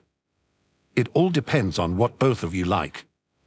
Though Aoife liking food makes perfect sense, Eren added, considering who her parents are. "Wait a second," the boy said after a pause, looking at his papa curiously. "You and Daddy go on dates, too? Even though you're already married?" Levi nodded and took another sip of tea. "Sometimes Daddy and I like to go out and spend some time together, just the two of us. We love spending time with you," Eren continued, "and we love spending time with our friends, but we also love spending time with each other. Sometimes we want to go somewhere or do something where we only focus on each other. It's fun." The boy smiled dreamily. "Because you and Papa are in love, right?" Eren smiled back at him and then turned his attention to Levi, who tried to hide his slightly embarrassed expression. "That's right," Eren said, looking at his husband with a gentle, romantic gaze. "Papa and I are in love." Levi quickly took a long gulp of his tea and then, cheeks beginning to flush light pink, said, "Damn brat." Their son just giggled. "Speaking of which," Eren said in a more normal voice, breaking his lovesick gaze and giving his husband a break, "we haven't been on a date in a long time. We should go out sometime." Levi shrugged. "Tonight?" Eren shook his head. "Too soon. I still owe Amin for babysitting that one time. Anybody else around?" Eren eyed him as he finished the last bit of food on his plate. "You're being oddly insistent. Do we really need to go out tonight?" Levi narrowed his eyes and stood, carrying his empty cup and plate into the kitchen. "Yep, you do," their son said to Eren, and he took his own empty cup and plate into the kitchen. "No." "But, Levi." "No. They the only ones who are free, Tony." "No. They already agree." "No. Or I want to play with Aunt Wimia and Aunt Est." "No." The little boy powdered, lips twisted in annoyance. "Why not, Papa?" Levi sighed heavily. "It's a long story." "Eren, isn't anyone else free?" Eren shook his head. "Armain is in Walsina with Annie. He told me he was going there with her a few days ago. Mikasa is in Walrose, and I think Jane is there too. God, that's creepy. Nobody answered at Rainer and Berthold's place, so I don't know where they are. I don't want to ask Connie and Sasha for anything with a baby who isn't even a month old yet in the house. So that leaves." Levi rubbed his temples, feeling a headache coming on. "I just had to insist on going out tonight," he muttered. "What about someone like Zeta?" he asked in a normal, if somewhat pushy voice. "I've thought about her, too," Eren replied, "but she's not available tonight." Levi groaned and rolled his eyes. "Okay, fine," he finally agreed, though the words were spoken in a way that resembled admitting defeat. He walked past Eren and opened the front door, motioning for him and their son to follow. "Come on, let's get going." He took their son's hand and waited for Eren to close and lock their front door. As soon as they were set, they started heading to the other side of town. When they arrived at the Reese house, Levi knocked on the door first. After a beat of silence, it opened to reveal Wimia wearing a wide grin. "Well, hello there, Diego family," she said a little too enthusiastically. She then looked down at the littlest family member and said, "Hey, little man, we gonna have fun this evening or what?" "Hi there." Historia greeted, appearing behind her wife and smiling a bit more normally. "Don't worry about a thing, we'll take good care of him." Levi was hesitant to respond at first. Please behave yourselves, he finally deadpanned. Of course, Wimmy not so sincerely said, reaching out her hand towards the little boy. Come on, little man, let's go have some fun. The boy nodded. Have fun on your date, Papa, Daddy. Eren smiled. We will. Be a good boy. He kissed his son's forehead. We'll come pick you up later tonight. Levi bent down to give his son a long hug before ushering him through the doorway. See you later, baby. He stood back up, gave Wimia and Historia a skeptical look, and then turned, taking Eren's hand as he heard the door shut behind them. Eren frowned. What's wrong? He asked. What do you have against Wimia and Historia? Levi glanced back at the house to make sure the door was closed before saying, I don't entirely trust them. Why should I? Wimia withheld information from us for the longest time. I don't know what she was trying to accomplish, and I still don't understand how she thinks. She's hard to read. I can never tell if she's being sincere or lying for her own personal gain. And Historia just goes along with it. Even if Wimia were to wage a war against humanity, Historia would go along with her. She wouldn't even question her motives or her actions. And I don't like the fact that we don't keep tabs on them the way we do with Annie, Rainer, and Berthold. Wimia didn't even have any jail time for helping them. Eren had to admit that his husband had several good points. I agree that it was wrong to not give Wimia any jail time, but that was only because Historia convinced Zackley that she hadn't saved Rainer and Berthold with the intention to overthrow humanity. Any word of the Reese families is powerful. With Eren's growth and role in parenthood had come some serious maturity. Levi narrowed his eyes and glared up at his husband, unamused. Even if none of that had happened, Wimia broke into our house and tried to host an unwanted baby shower. Yes, and that's just unforgivable, Eren thought, rolling his eyes. He took his husband's hand, offered a smile, and said, let's forget about all that for now and go out on our date. Maybe we can splurge for a second dessert later. And Levi, unable to resist, just shook his head and leaned against Dan's large frame with a sigh. You're lucky I love you, you damn brat. Wimia hoisted the little boy into her arms and spun around right there in the front hall of her and Historia's house. Welcome to our humble abode, little man, she cheered, loving the way the child clung to her shoulders and laughed out loud. We might only have you for a few hours, but it's gonna be a great few hours. Since you're our special guest, we're gonna make meat for dinner, Historia added as she headed towards the kitchen. As soon as your daddy asked us to watch you, we ran out and bought a whole chicken. Is that okay? Yeah, the boy cheered, slightly out of breath. I like chicken. Good, Historia replied, tying an apron around her waist. You can go play with Wimia while I cook. The boy hummed at this thought but then said, can I help you? You want to help? The boy nodded. I helped Aunt Sasha cook once and it was really fun. We made a care package with a bowl of stew for Papa while he was in the hospital. Oh, after that expedition, Wimmy groaned, setting the boy down. That expedition sucked. Historia smiled. You can help if you want, sweetheart, she said, pulling another apron from the closet. She hesitated for a moment and then pulled a third one, handing it to Wimia. You don't get to laze around while we do all the work. Wimmy groaned loudly but took the apron anyway. In the same way Levi couldn't resist Anne's beautiful eyes, Wimmy couldn't resist Historia's smile. While Historia went to work preparing the chicken, Wimia and their little houseguest started washing and peeling the vegetables. The three were quiet for a few minutes until the little boy realized something. Hey, Aunt Wimia, he said, you're a girl and you're married to a girl. What do girls like to do on dates? Huh? Wimia asked back. Why do you want to know? Because I'm going to ask Aoife on a date when we are all grown up. Wimia's confusion turned into a full grin. She looked as if she was scheming something. Is that so? So you like girls, huh? Good, girls are awesome. Your house needs more girls, it's got too many sausages. What? Ignore Aunt Wimia, Historia said. Nah, don't ignore me, little man, the brunette laughed, wrapping an arm around the boy's shoulders. I'll tell you everything you could ever want to know about girls. Well, most of my knowledge is based on Art Historia. She's the only one who actually matters to me, you know, but girls are great. And if anyone tells you otherwise, they don't understand girls. Are girls really that different from boys? The child asked skeptically.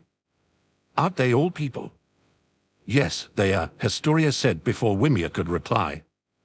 The one thing you need to remember about girls is that they are people, just like boys. Each girl is different in the same way each boy is different. Each one has a different personality, and each one has different likes and dislikes. You can't lump them all into one category and think they are all the same. Aoife might be Aunt Sasha's daughter, but Aoife will be different than Aunt Sasha when she grows up. She'll be her own person, just like any other boy or girl out there. Wimmy shrugged, still grinning. Girls are just more awesome. That's why I married one. The boy looked at Wimia, confused. Then what about the sausages? Is that like the cucumber thing? Silence.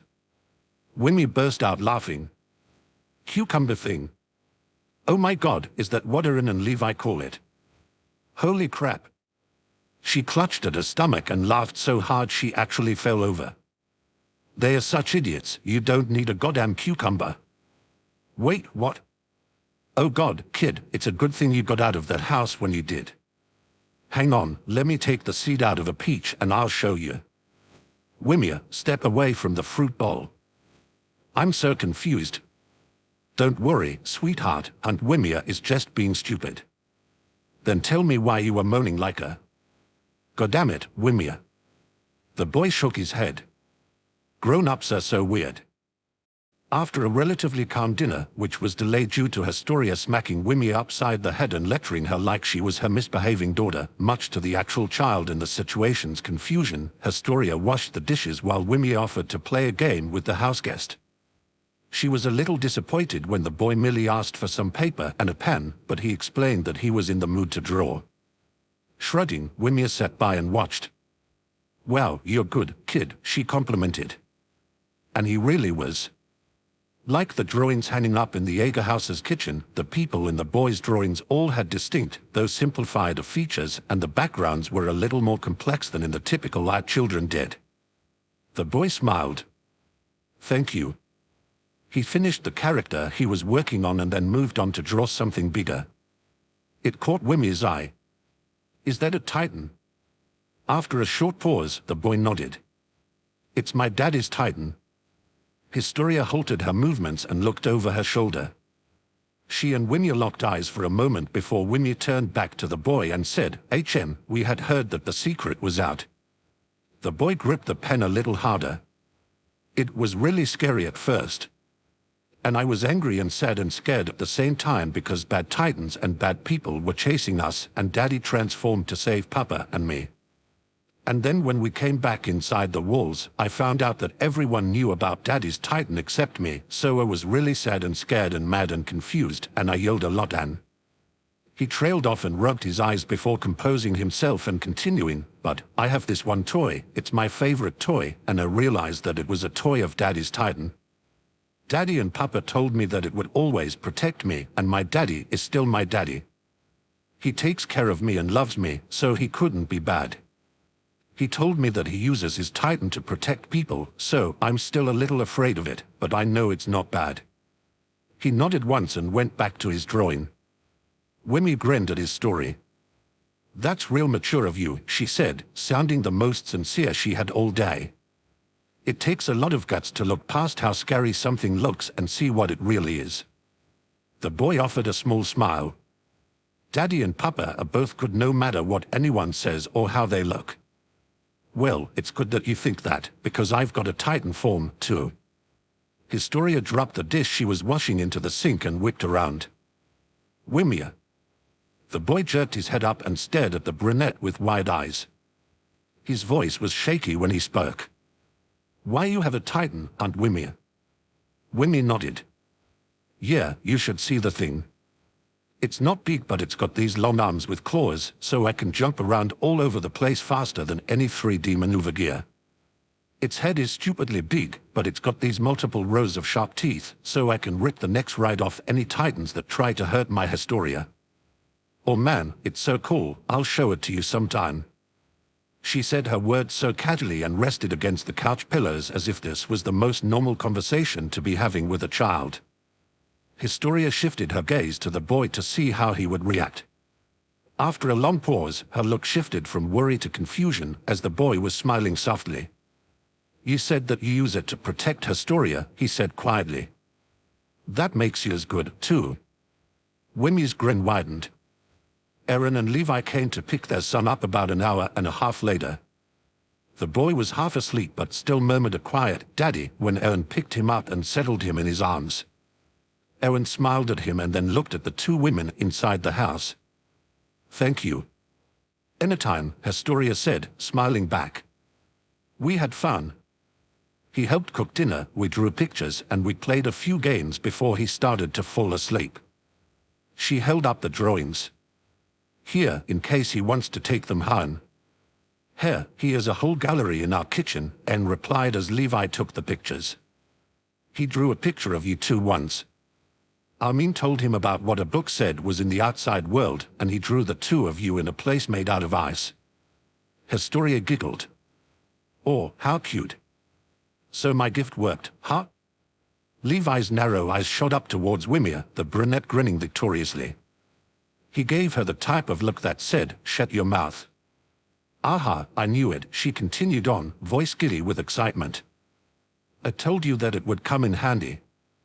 But did you believe me? No. Here, oh, by the way, my secret's out, too. I told him about my Titan. Both Eren and Levi jumped at that, eyes wide and jaws dropped. You did what? Ah, he took it better than the lot of you, Wimir said, rolling her eyes. Lighten up. She took another moment to savor the men's stunned faces before taking a hold of the door, offered a quick good night, get home safe, and closed the door in their faces with a smile, very satisfied with herself.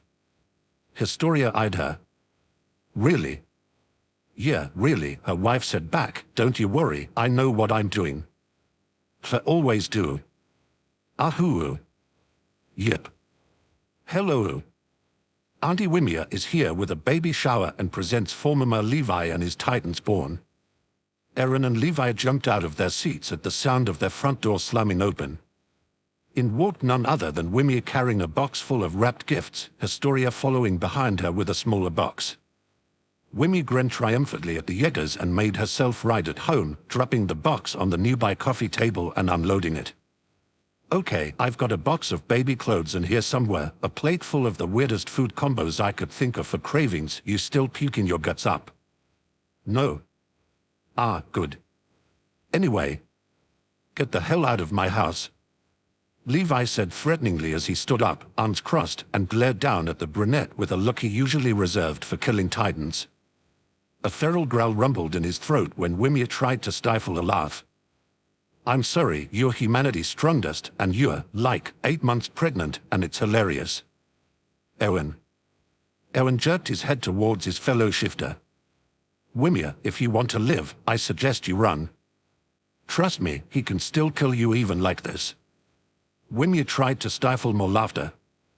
Now I'm imagining him trying to buckle the harness with his belly in the way and, she jumped up, still laughing, when Levi started moving and Eren jumped up to hold him back. Whoa, just hear me out, okay? Come on, I bought all this crap for you.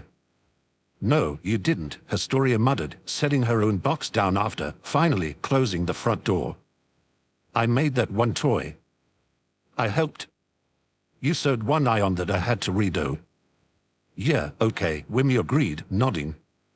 She picked one gift out of the box and handed it to Levi. If nothing else, just open this one, okay? Yes, you're not having a baby shower, but I heard that Armin stopped by with presents a while back, so just accept this one, okay? She gave them a comically hopeful smile, and, when silence filled the house, Historia grabbed her girlfriend by the arm and dragged her out of it. Levi was the first to speak. I'm going to kill Wimir. Please don't. I specifically said that I didn't want a baby shower, and she goes and tries to host one. And what the hell is up with these gifts? She was just trying to be nice. Shaking his head, Levi opened the gift she had insisted he open. His eyes widened. Oh my God, look at this hideous thing. Is this a joke? He pulled out a toy, a cute, cuddly version of En's Titan form, complete with a huggable body, soft, widespread arms, and a sweet, welcoming smile. Eren was hesitant to speak at first. Her sense of humor has always been sick. She needs some serious help. Agreed. I just figured, hey, they would already need to give the kid the awkward sex talk, right? Why not avoid the awkward your dad as a Titan shifter talk and make life a little easier? Historia gave her wife a deadpan stare and shook her head. Amazing. Niall packed the stack of papers on his desk together, avoiding eye contact with the person standing across from him. Annie shifted in her spot, not so much nervously but more in question, as she had not been given any reason as to why the commander had summoned her. Still though, she waited patiently, Captain Marlowe and squad leader Hitch watching her from across the room. At last, Niall set the stack of papers down and looked up at Annie. You've caused quite a stir in the past few months, Soldier Lenhart, he said. Annie flinched slightly.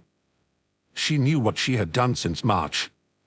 Giving away military police information, spying on fellow soldiers, acting against and without orders, aiming her rifle at civilians, none of it looked good on her already tarnished track record. She kept her cool exterior despite the guilty feeling dropping into her stomach. But Niall didn't look all that angry. Normally, a soldier who had committed as many crimes and acts of insubordination as you would have been expelled from all branches of the military a long time ago. In fact, the only reason you're still here at all is because you helped humanity in the end and because your most recent action saved lives. Captain Marlowe especially has made note of them. Marlowe smiled. Soldier Lenhart was also at the Supreme Commander's assigned mission to rescue the children from underground. Niall nodded. Noted. So you see, Soldier Lenhart, while you may have stepped out of line on several occasions, I cannot fault you for any of them. Military police serve the king, and the king is nothing without his people. I believe that's what the Supreme Commander said, but she put that into your actions before he even was Supreme Commander. Niall's smile widened slightly. As a result, I'm offering you a position high up within the military police. Annie's eyes widened. What? I thought would team you up with squad leader Hitch and put you under Captain Marlowe's watch. If you prove yourself, we'll promote you to squad leader. Niall placed his elbows on his desk and rested his chin on top of his hands. So, what do you think? Annie stared at the commander in silence for a long moment. She then turned her gaze towards Marlowe, who shrugged with a smile. Hitch just grinned. Annie then turned back to the commander and dropped her head. Please excuse me, Commander, but I can't accept that offer. Niall's eyes widened and his smile disappeared. Why not? Annie looked back up at him. Sir, I don't feel comfortable accepting that offer.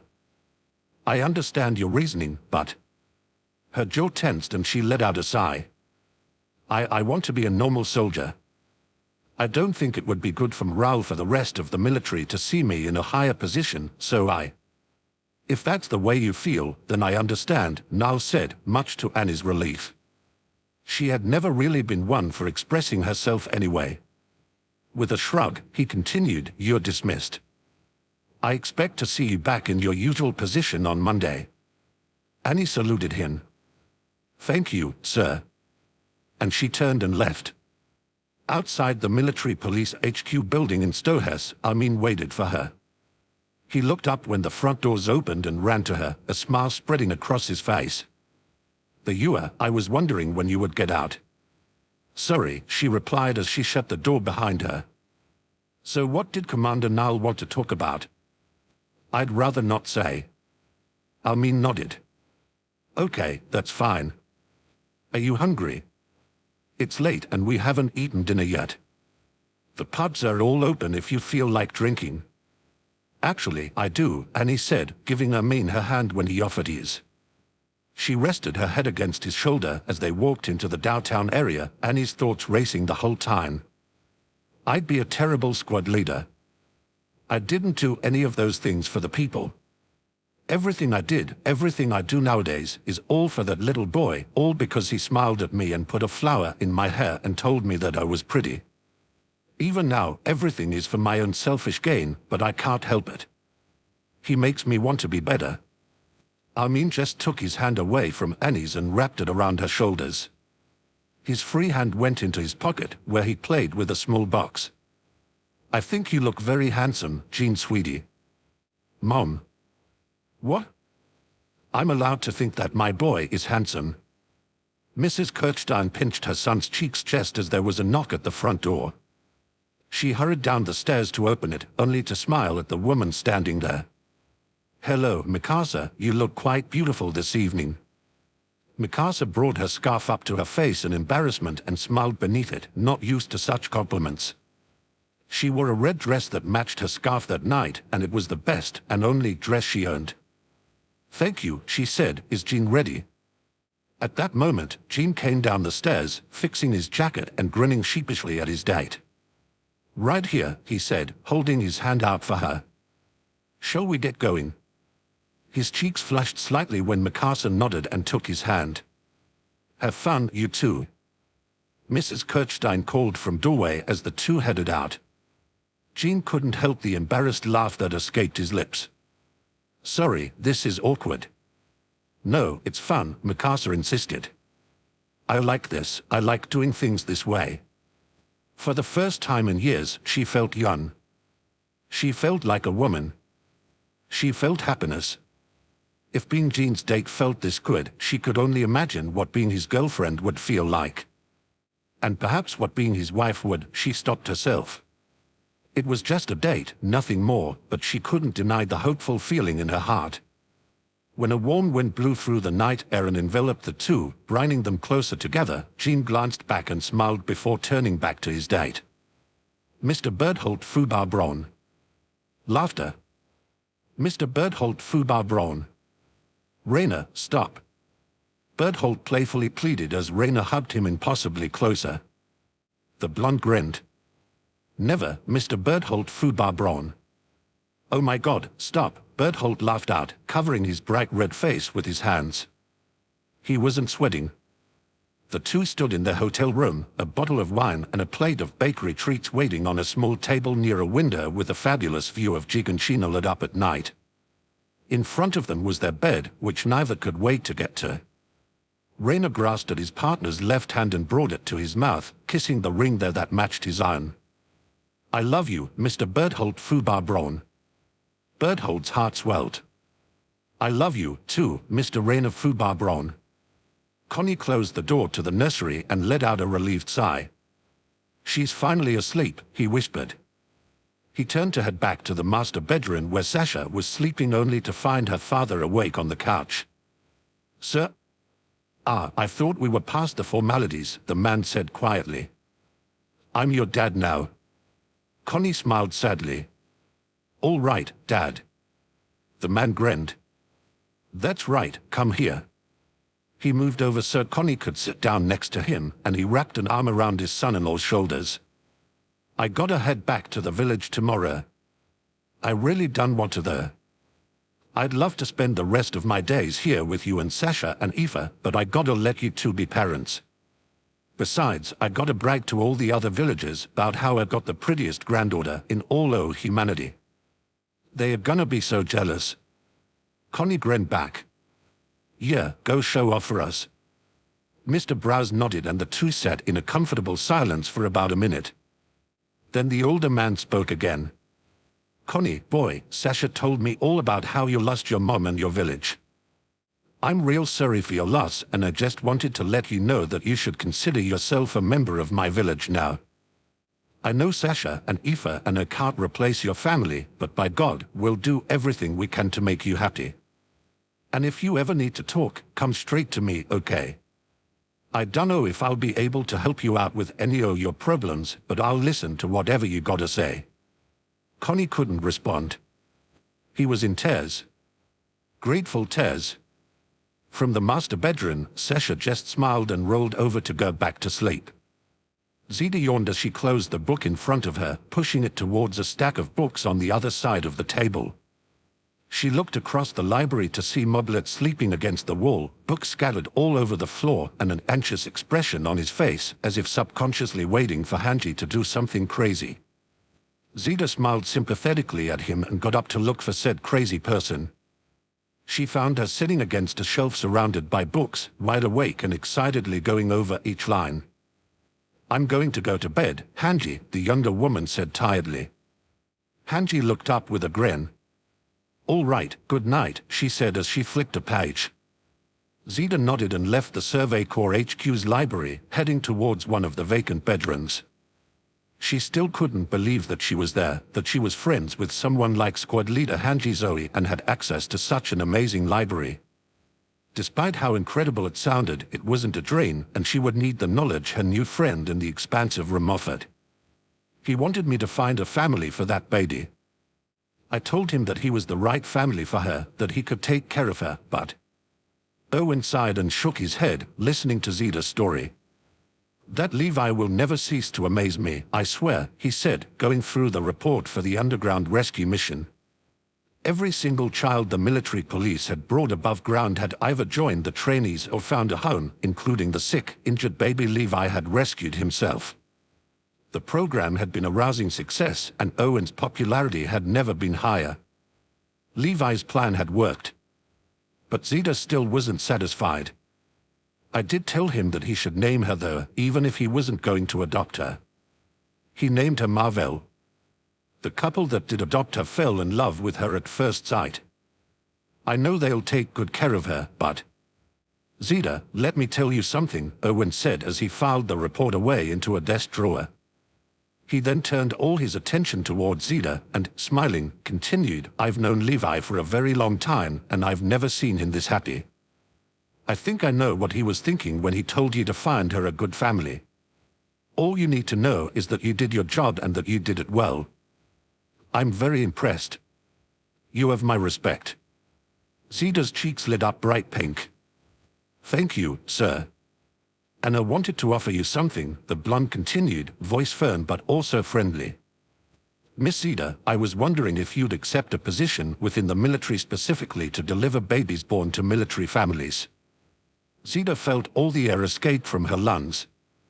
What?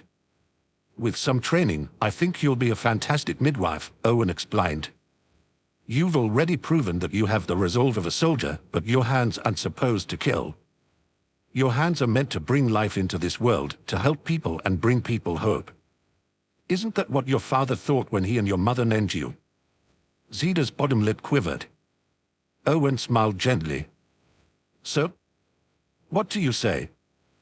"I'll do it," Zita said through tears, saluting the Supreme Commander perfectly, just as the greatest of soldiers did. "I'll do it, sir, I'll do it. And I swear by this salute, I will make sure that every single baby born into this world at my hands is healthy. I will bring life and happiness into this world and into the lives of every single one of my patients." She was openly sobbing through her words, but her words were firm and serious. Owen nodded, still smiling. "I'm glad to hear that. I look forward to working with you." "Yes," Zita gasped out, her salute finally crumbling as she brought her hands to her face. "Thank you, sir. I look forward to working with you, too, with you and the commander and Hanji." "That's the same person."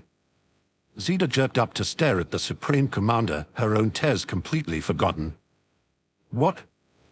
"I'm going to honorably discharge the current Survey Corps commander. He's not right for the job. I'll tell her soon. Your new commander will be Hanji Zoe." Zita stared dreamily out her bedroom window. "Father," she said peacefully, "I miss you. So much has happened since you left, but I'm happy. I'm more than happy. Thank you for everything you did. I swear I'll make you proud." With his son settled in bed, Levi headed back to his own room to cuddle with Eren, but not before he turned back to the sleeping boy and smiled. "Zita, I have one of my own. I want you to give her to a couple that can't have children. Please, let them know this happiness that I know. I'll miss her, sure, but I'm the only one who understands how all these children feel. I'm the only one who knows what they've all suffered through. I'll love them all and watch over all of them from afar. Levi closed his son's bedroom door. They'll all be my children. Chapter 43. Titan Story. Hanji's inauguration ceremony as Survey Corps commander happened a few days later. Every Survey Corps soldier who could attended the event at the Walrose HQ building, all dressed in the uniforms. It was a short ceremony, complete with Hanji saluting Owen and the soldiers saluting her. All of it felt surreal to Hanji as she swore her heart to the cause. Taking on the role Owen once had and suddenly realizing that she was Levi's superior when she spotted him and the audience made her normally high-functioning brain come to a screeching halt. The world had truly changed, and Levi could only hope that it was for the better. I'd be a terrible commander anyway, he said as he and En headed over to the nearby training grounds after the ceremony to see the new recruits. Eren gave a small shrug. I don't think so, but I'm biased. I can't make decisions the way those two can. If all decisions were left up to me, would all be at a standstill. Still, I don't know if Hanji can make decisions the way Owen can. I trust Owen's judgment, but I hope the stress of the job doesn't get to her.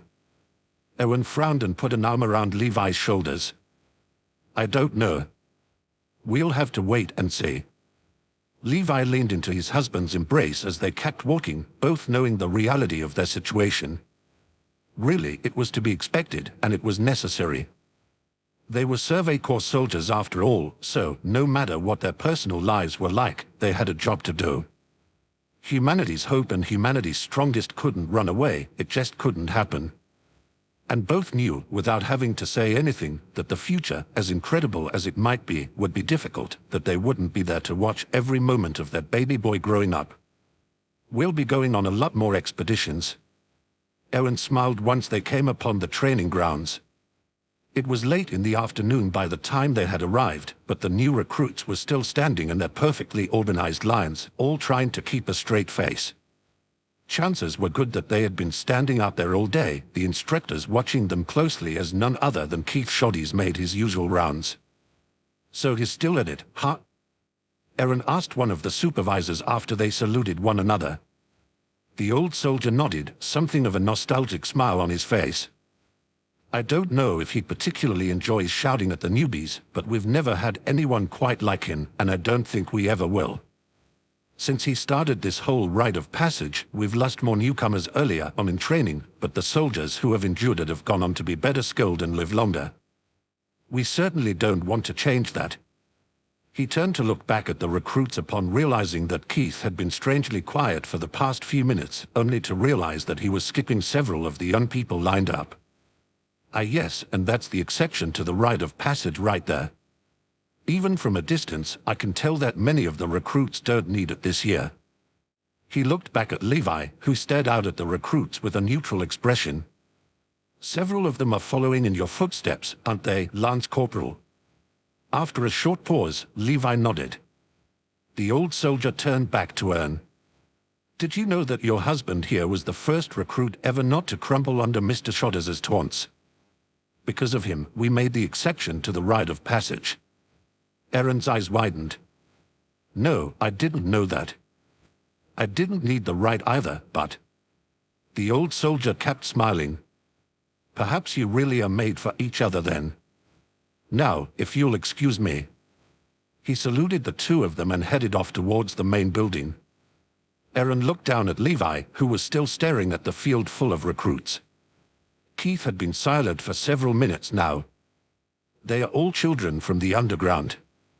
Eren's eyes saddened and he, too, stared at the field of recruits. I should have guessed. Their looks are different. But I didn't think there would be so many. What, almost half of them are from the underground? Levi nodded. They've already seen hell, so Shoddy's is nothing to them. Zeta told me all about this while I was working with her and Owen in Walsina after the operation ended. Many children were old enough to join the trainees, so they were given that option instead of adoption. Most took it, which I guess is for the best. Many older children and teenagers in the underground were game menders and probably wouldn't be able to adapt to domestic family life. And, hey, the military isn't so bad. You're guaranteed at least 2 meals a day, a cot to sleep in, and a change of clothes no matter which branch you enter, which is already a major step up from the underground. Plus, with all this pent-up aggression they have, most of them will probably join the Survey Corps. We might have a record number of new soldiers 3 years from now. Eren knew that this was a good thing for Survey Corps, which had always had the smallest attendance with the highest death rate among the 3 military branches, but he couldn't be happy.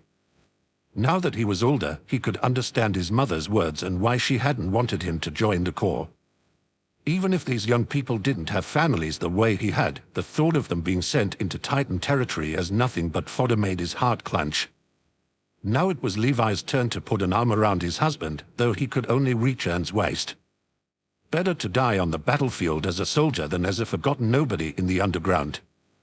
Eren and Levi returned to Giganshina about a day and a half later. They picked their son up from the babysitter, a kind, older woman who lived a few houses down from them, and settled themselves back in their home. For the most part, life resumed normally, but a slight tension hung in the air every time anything work-related was mentioned.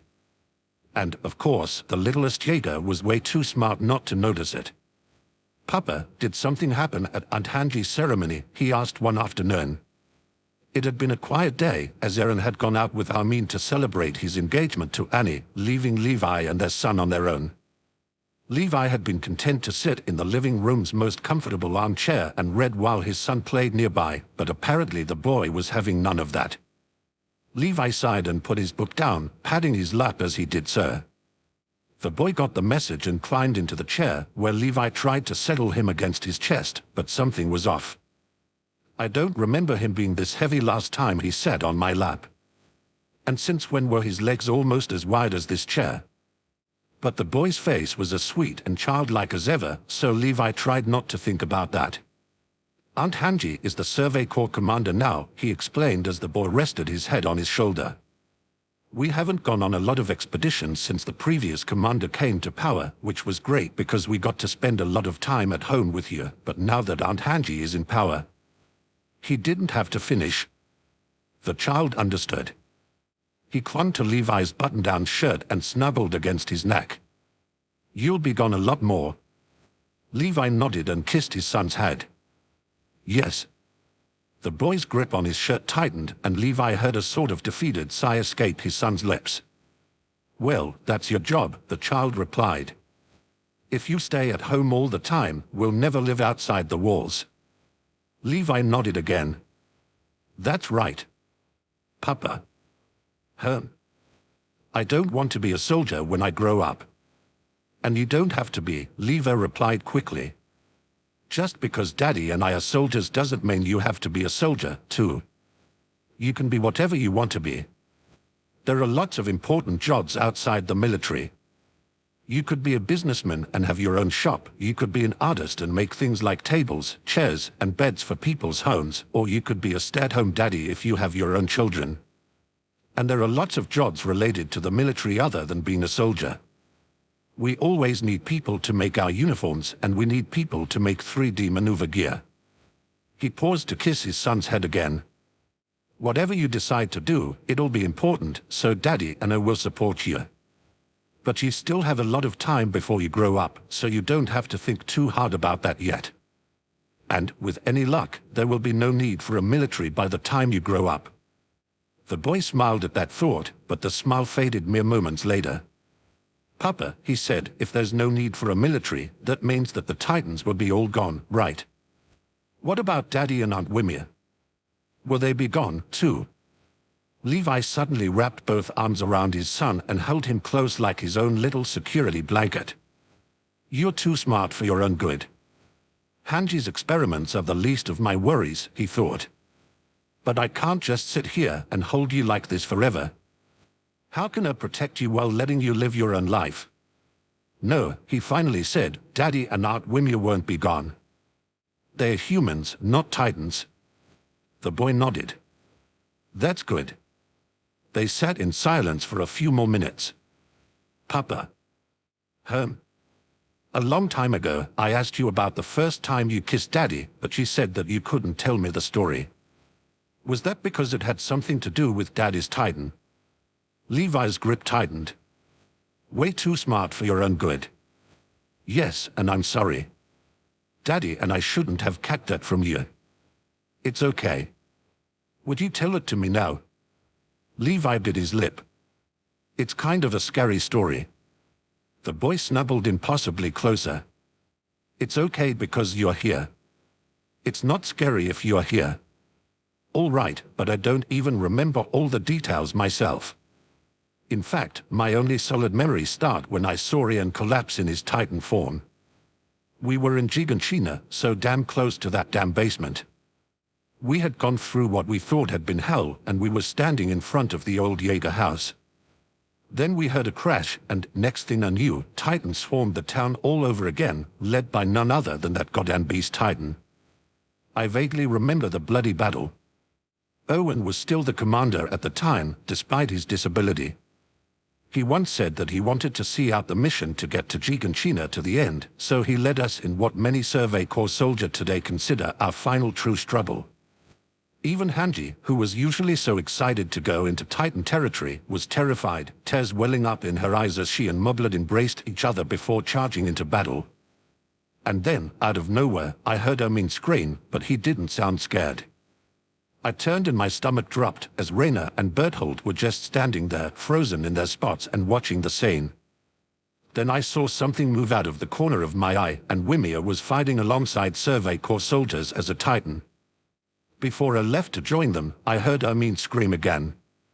If you really want to prove that you're not our enemies, you can do it right now and fight with US. And then the true hell began. It must have been so bad, worse than any other battle I can remember having, because I can barely remember any of it. I often wonder if I unconsciously suppressed my memories. Eren just can't remember anything from before he woke up. I don't remember how we won.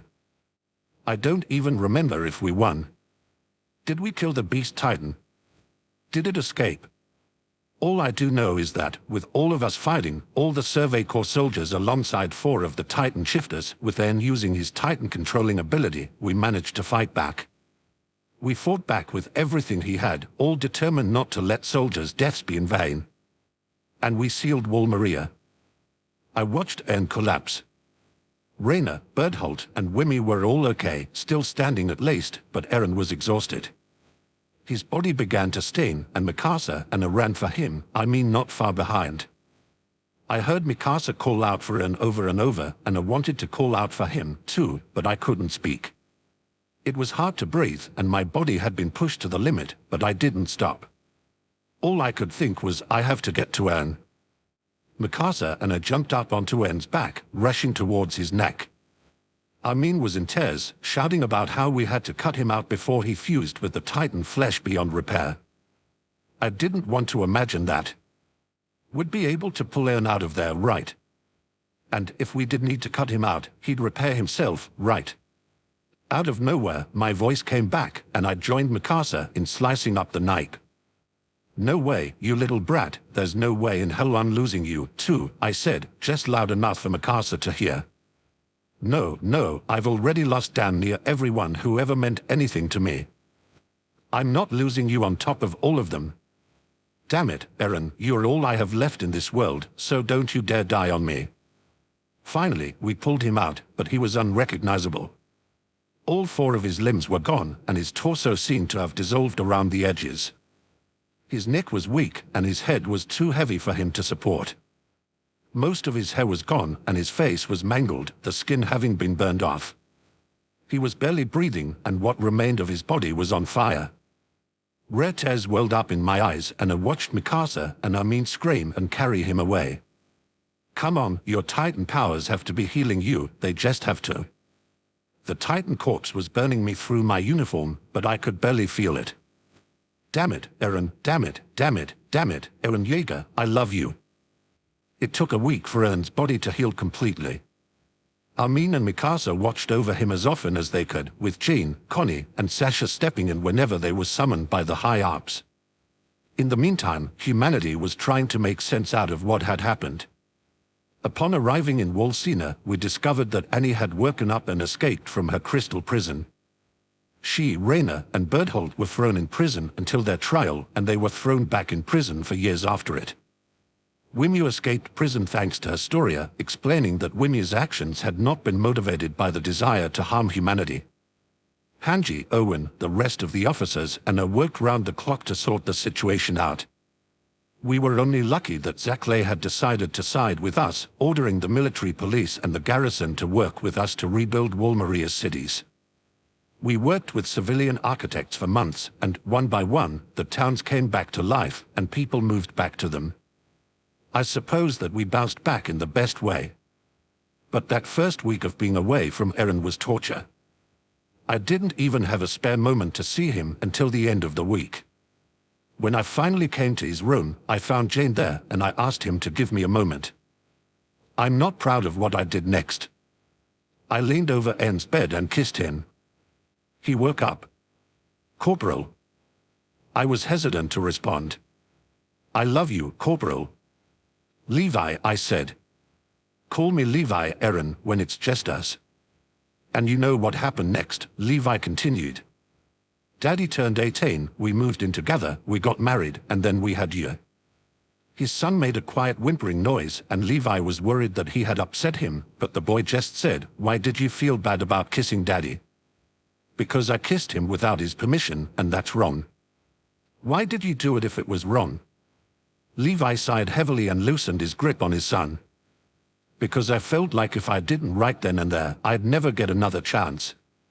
It was so selfish of me, but I had just watched him nearly die, so." He shook his head. No excuses. It wasn't okay. Promise me you won't ever do that, okay, baby? If you do take Aoife out on a date someday, you only kiss her as she says it's okay. The boy nodded. Okay. The little boy was quiet at the breakfast table the next morning. Levi wondered if perhaps he shouldn't have told him the story he had the previous afternoon, especially since his son had been so quiet even after Eren had gotten home. What was the boy thinking about? Was he disappointed in his papa? Levi just sighed lightly as he scooped porridge into his son's bowl and said, "There you go, eat up." He was a little concerned when his son didn't start eating right away. "Papa, are you and Daddy busy today?" Eren looked up from his own breakfast as Levi shook his head. "No, today is a free day." "Why?" The boy squirmed in his seat, staring down into his porridge like it was the most interesting thing he had ever seen. He glanced upwards only momentarily, biting his lip as he seemed to be gathering his courage and finding his voice. "I was wondering," he finally said, "if we could go out." "Daddy, He brought his fingers to his lips and whimpered, looking away shyly. "I have a want." "What is it, baby? What do you want to do?" Eren asked in his gentlest voice. I want to meet your Titan." Eren dropped his spoon into his bowl, and Levi nearly dropped the entire pot of porridge. Their son's bottom lip trembled, but he managed to hold himself together. With a deep breath, he said, "I don't want to be afraid of it." Eren looked his son guiltily, wishing they didn't have to be having this conversation. "It's a scary thing, baby. But it's not bad, right?" "No, but..." "Then I want to meet it for real, so that I know it's good." Eren and Levi looked at each other, having an entire conversation without needing to say a word. Finally, Levi looked back at their son, and Eren sighed and said, "All right, baby, if you want to do that, we'll do it. If you get too scared, turn around. That'll be signal for Daddy to come out." "Okay. And I'll be right here in case something goes wrong. Stay close to me." "Okay, Papa." Levi, Eren, and their son stood in the middle of a large, open field deep in Walmaria. There were no villagers for miles, so hopefully no one would see any Titan steam and report the incident thinking that the wall had been breached. Eren and Levi were both wearing the uniforms, but only Levi was wearing the 3D maneuver gear. He held onto his son's hand as Eren bent down to give him a kiss and a long hug. "Remember that it's just me in there," he said comfortingly. "I use this power to protect people, to protect you. I love you so much, baby." With another kiss, he stood and walked out until he was a safe distance away from his husband and son. He looked back at them, nodded once, and brought his hand to his mouth. Boom! The shock of the transformation made the boy jump as he clung to Levi and watched with glossy, wide eyes as the 15-meter titan formed. The ground rumbled and the wind was strong as the large body slammed against the earth and steam blew out. The little boy reflexively covered his ears when the titan let out a loud roar. Levi tried to remain steadfast. He had seen this transformation so many times before, so it shouldn't have bothered him, but feeling the tightening grip around his leg instilled a strong sense of fear in him. Every insecurity he'd ever had about Eren's titan came rushing back into his mind, and he bent down to put a comforting arm around his son. When the steam cleared and the rumbling calmed, Levi and his son looked up and made eye contact with Eren. The titan looked just as it always did, with its long, brown hair, bright green eyes, pointed ears, and multi-layered jaw. It was incredible really, to see such a massive creature that could easily eat them just stand there waiting for instructions. That eased Levi's tension a little bit. Eren, Levi called out, causing the titan to tilt its head to the side. If you can hear and understand me, wave your right arm. He let out a sigh when the titan followed his instructions, and he turned to their son, who stood still, staring at what was supposed to be humanity's enemy. "Daddy," he whispered. He hesitated at first but then waved back, making Levi smile slightly. "Do you want to give Daddy a command?" he asked. His son then did something he didn't expect. He broke away from his papa and slowly walked a few feet towards the titan, stopping at what was still a safe distance. He waved again and called out, "Daddy, can you kneel down please?" And, just like that, the titan lowered itself. First, it got down on its hands and knees, then it lowered its head until its chin was on the ground. Seeing the giant teeth and the piercing eyes up close made the little boy nervous, but he took another step forward, then another, and another, until he was right next to the titan's jaw. Every parental instinct in Levi's mind told him to grab his son and run, but he stayed put and waited. He trusted Eren. Slowly, the boy reached out as Eren lowered his titan's head further until the boy could touch its nose. It was almost comical to see his tiny hand rest on the tip. He jerked it away at one point when he felt steam leave the titan's mouth, but he soon put it back, and the titan closed its eyes in thanks. Even from a distance, Levi could see that Eren was just as nervous as he was. But the sight was blurred by tears. "Daddy," the little boy whispered, standing on his tiptoes, "I love you, Daddy." And he kissed Eren's titan right on the tip of its nose. Eren and Levi ate a quick, quiet dinner with their son that night. Even though he had built up stamina over the years, forming his titan still took a toll on Eren, so he was physically tired while Levi was emotionally drained, though the shoulder would never show it. When dinner was over, Levi gave their son a bath and went to dress him in his pajamas, but the boy stopped him. "I can do it by myself, Papa." Levi smiled slightly and nodded. "Of course you can. I'll be right back to tuck you into bed." He left his son's room and walked across the hall to the master bedroom, where Eren had just finished putting on his own pajamas. Levi didn't say a word as he stripped himself of his uniform and slipped on a pair of pajama pants, but Eren wrapped his arms around him before he could put on his top. Eren kissed his husband's cheek. "I'm not worried about him," he said. "He's smart and mature for his age, and he knew what he was asking for. I think we made the right choice." Levi sighed and leaned against him. "I hope so. We promised him that we wouldn't keep secrets from him anymore, and as much as I'd love for him to live a life without titans, we should have known that that's impossible. Whether we like it or not, this is our normal." Eren nodded and kissed down Levi's face to his neck and shoulder. "You're a good papa." Levi didn't respond to that.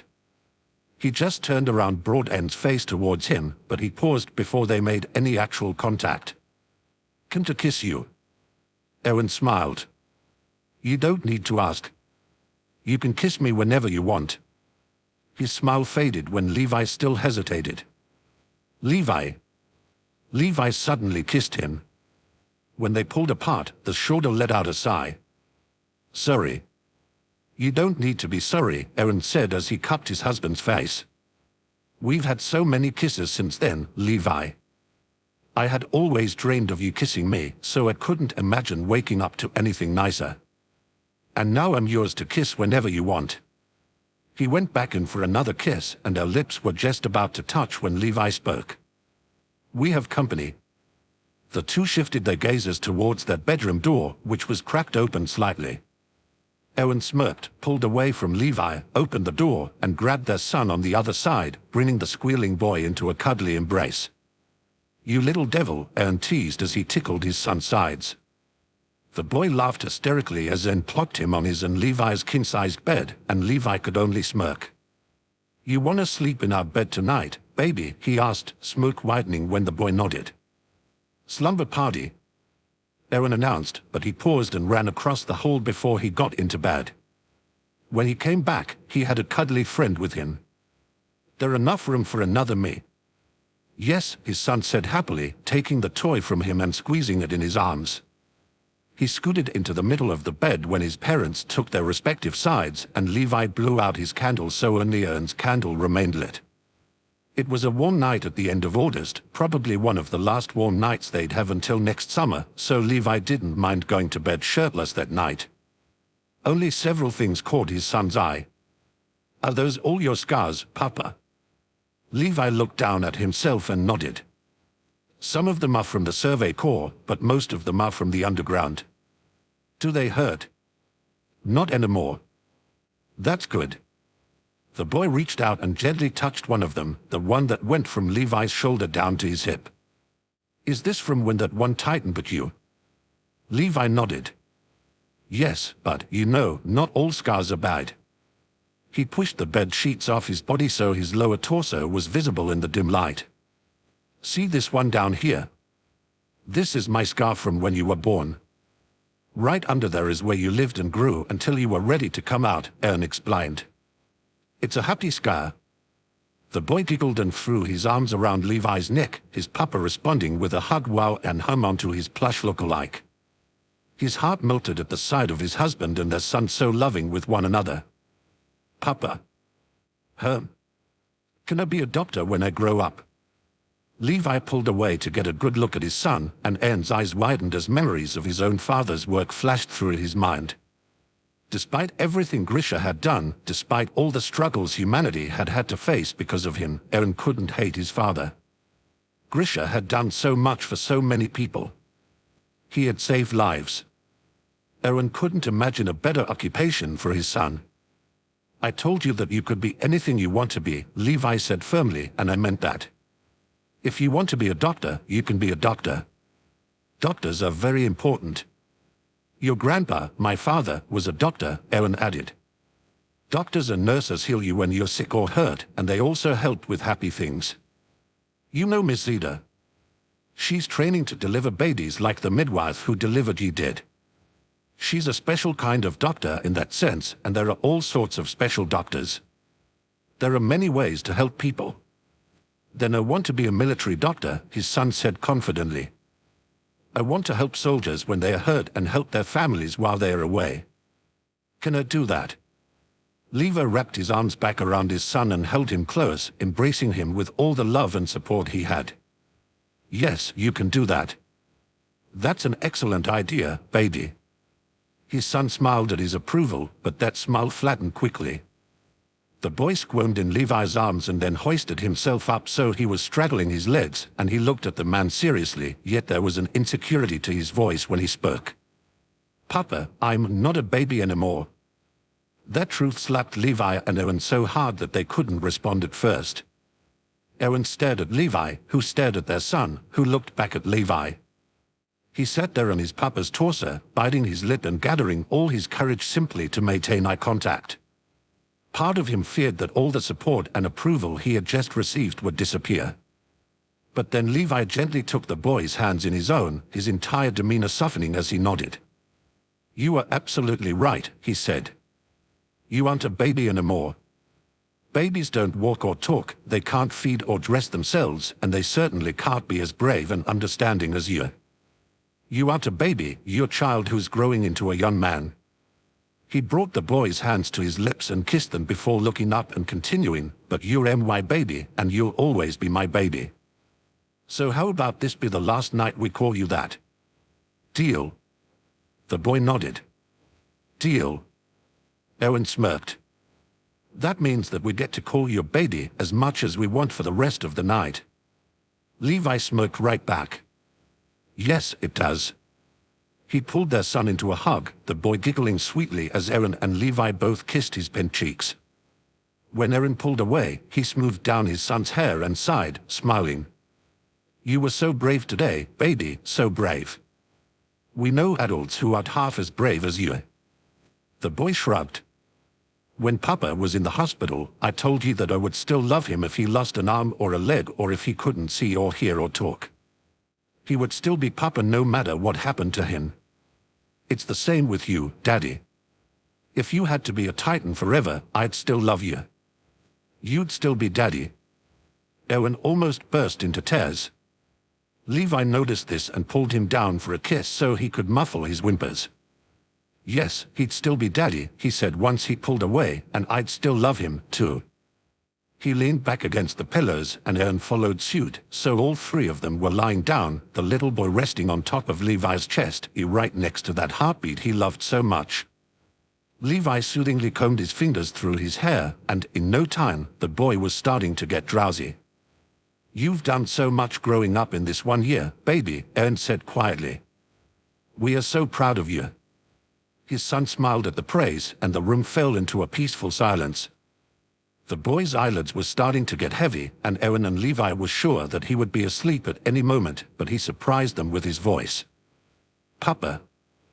"A year ago tonight, you told me the story of the fighter and the good monster after that nightmare woke me up, but I fell asleep before I could hear the end of it. The good monster turned into a man, right? What happened to them?" Levi smiled. The two men immediately began living together, and a few years later, they got married. And then, another few years later, Levi kissed the top of his son's head. They had a precious baby boy, and they were the happiest they could ever be. The end. The boy smiled sleepily. "I like that story, Papa." Levi nodded. "I like it, too."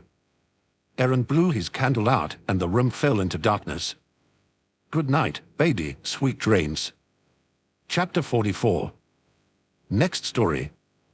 Commander Hanji Zoe's log. Subject, Carlton Yeager, son of Eren and Levi Yeager. Observations, experiments, and conclusions. If found, please return to the Survey Corps. Year 860, beginning September 1st, Carlton, age 5, Aoife, age 0. School has begun. Carlton is in the same class as his friends Andres and Nadav, along with another boy named Hadion. Rainer and Berthold announced that they were married in secret. Well, more like Eren pointed out their matching rings in front of everyone, so they had no choice but to announce it. Nobody reacted negatively. Connie and Sasha celebrated their first-year anniversary at home with their family. Carlton is excelling in all his classes, but he's remained humble. He's still quiet but not as shy. New Survey Corps recruits, 30. Year 861, beginning January 1st, Carlton, age 5. Aoife, age 0. Armin and Annie are married. It was a small, private ceremony with no reception because Annie didn't want to draw attention to herself. I led my first expedition outside the walls. We managed to set up a small camp about 80 kilometers south of Jidanshina. Only 6 Titans were sighted throughout the entire expedition, and 5 were killed. Soldier casualties, 5 dead, 2 seriously injured, 4 with minor injuries. Carlton invited Hadion over. He refused. Aoife celebrated her first birthday. Commander Pixis of the garrison passed away this morning. Squad leader Rico Bazenska is commander now. New Survey Corps recruits, 26. Year 862, beginning January 1st, Carlton, age 6. Aoife, age 1. Armin and Annie celebrated their first wedding anniversary. Carlton's teacher asked Eren and Levi to a meeting. Carlton is at the top of his class, but the teacher believes that he's too advanced for it. He suggested Carlton skip to the next grade. After discussing the matter with Carlton, Eren and Levi refused. I led another expedition outside the walls. We set up another camp about 100 kilometers south of Giganshina. 10 Titans were spotted and 6 were killed. Soldier casualties, 7 dead, 1 seriously injured, 3 with minor injuries. Hadion agreed to come over the Ada house, but he refused to stay for dinner. New Survey Corps recruits, 41. Year 863, beginning January 1st. Carlton, age 7. Eva, age 2. Zita has completed her training and is now a full-fledged midwife. She just delivered her first baby, a healthy boy, to a garrison family in Trust. Levi and I don't have the heart to tell her that Owen isn't the Marian type. Jean and Mikasa are engaged. Hadion's father, a man who aligned himself with the old military police, discovered that his son was visiting the Ada house. He's been banned from visiting again. Carlton cried, explaining that they had made so much progress towards becoming friends. Andres and Nadav agreed and comforted him. I led another expedition outside the walls. This one was merely to kill as many Titans as possible.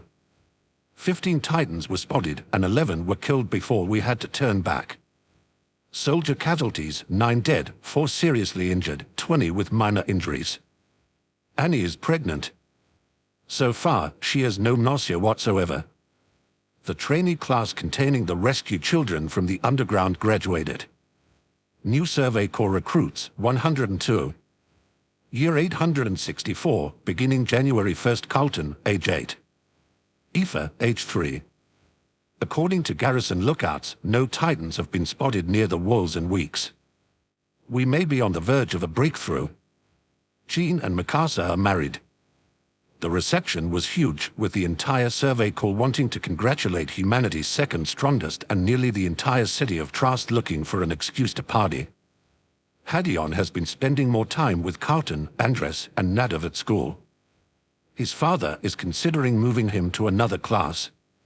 Carlton is still at the top of his class, which is causing jealousy and friction amongst his classmates. He's been bullied recently, but he hasn't let it bother him too much. He says that, as long as his parents and friends love him, he's okay. I led another expedition beyond the walls to check on our camp south of Giganshina. This one was short, and no Titans were spotted. Our base camps have remained untouched. Soldier casualties, none. This marks the first time the Survey Corps has ever not lost a soldier on an expedition. Sasha is pregnant with her second child. Aoife is excited to be a big sister. Annie gave birth to a healthy baby girl named Raisa. Her labor was easy. She had no sickness or pain throughout her pregnancy, and her cravings were minimal.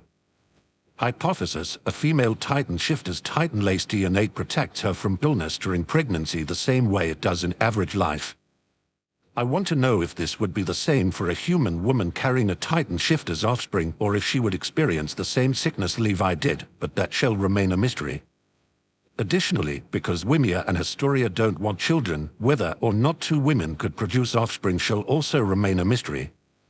Whether or not Raisa will demonstrate the same mind-body characteristics as Carlton, slightly accelerated healing, accelerated brain development, etc., remains to be seen. I'd also like to know if Annie is capable of having another child. Also, if she could have another child, would that child also be a girl? Hypothesis: the offspring of the Titan shifter has the same biological sex as the Titan shifter. I want to know, but Armin and Annie are the only ones who can decide if they want another child. New Survey Corps recruits, 54. Year 865, beginning January 1st. Carlton, age 9. Aoife, age 4. Raisa, age 0. Apparently Berthold cried for hours after visiting Armin, Annie, and Raisa. Rainer came to me asking if there was any possible way he and Berthold could have a child, so I explained the situation to him using the same blood test I had used to break the news to Eren and Levi. It didn't go over well. I asked Zita to put them on a list in case she knew of any children who needed to be adopted. Jean and Mikasa celebrated their first wedding anniversary. Eren, Levi, Carlton, and I agreed that I can perform some minor experiments with Carlton when he turns 12. For now, he's just trying to get through school. The classmates who were bullying him know who his parents are, and they've completely stopped acknowledging him at all. Andres and Nadav are still by his side. Hadion is still in his class, and the rumor is that he's trying to convince the other children to get to know him. I led another expedition beyond the walls. We set up another camp about 50 kilometers southwest of the 100-kilometer camp. 5 Titans were spotted, and all 5 were killed. Soldier casualties, 1 dead, 3 seriously injured, 2 with minor injuries. Sasha gave birth to a healthy baby boy named Neil. Raisa celebrated her first birthday. Aoife started school and she's thrilled to be in the same building as Carlton. She already has a best friend, a little girl named Marvel. New Survey Corps recruits, 43. This is the highest the Survey Corps population has ever been. Year 866, beginning January 1st. Carlton, age 10. Aoife, age 5. Raisa, age 1. Neil, age 0. Rayna and Berthold, by order of the monarchy, are forbidden from having their own children, and Zeta was ordered to take them off the wait list for adoption. Even Owen's voice has no power here. I suggested that they become mentors to new recruits within the Survey Corps. Through tears, Berthold agreed, knowing that would be the closest he'd ever come to being a parent. All of our hearts ache for them. When asked why Annie was allowed to have her own children, it was explained that Armaine was there to keep tabs on her. Horrible. Carlton recently spent the day with Aoife and Marvel. Marvel has a bad leg, which, according to her parents, she's had since she was a baby, so she can't run and has some difficulty walking. Carlton has decided to play the role of her big brother since apparently her classmates have been teasing her about it. Nobody messes with a Jaeger. Neil celebrated his first birthday. I led another expedition outside the walls. This time, we headed north to set up another camp.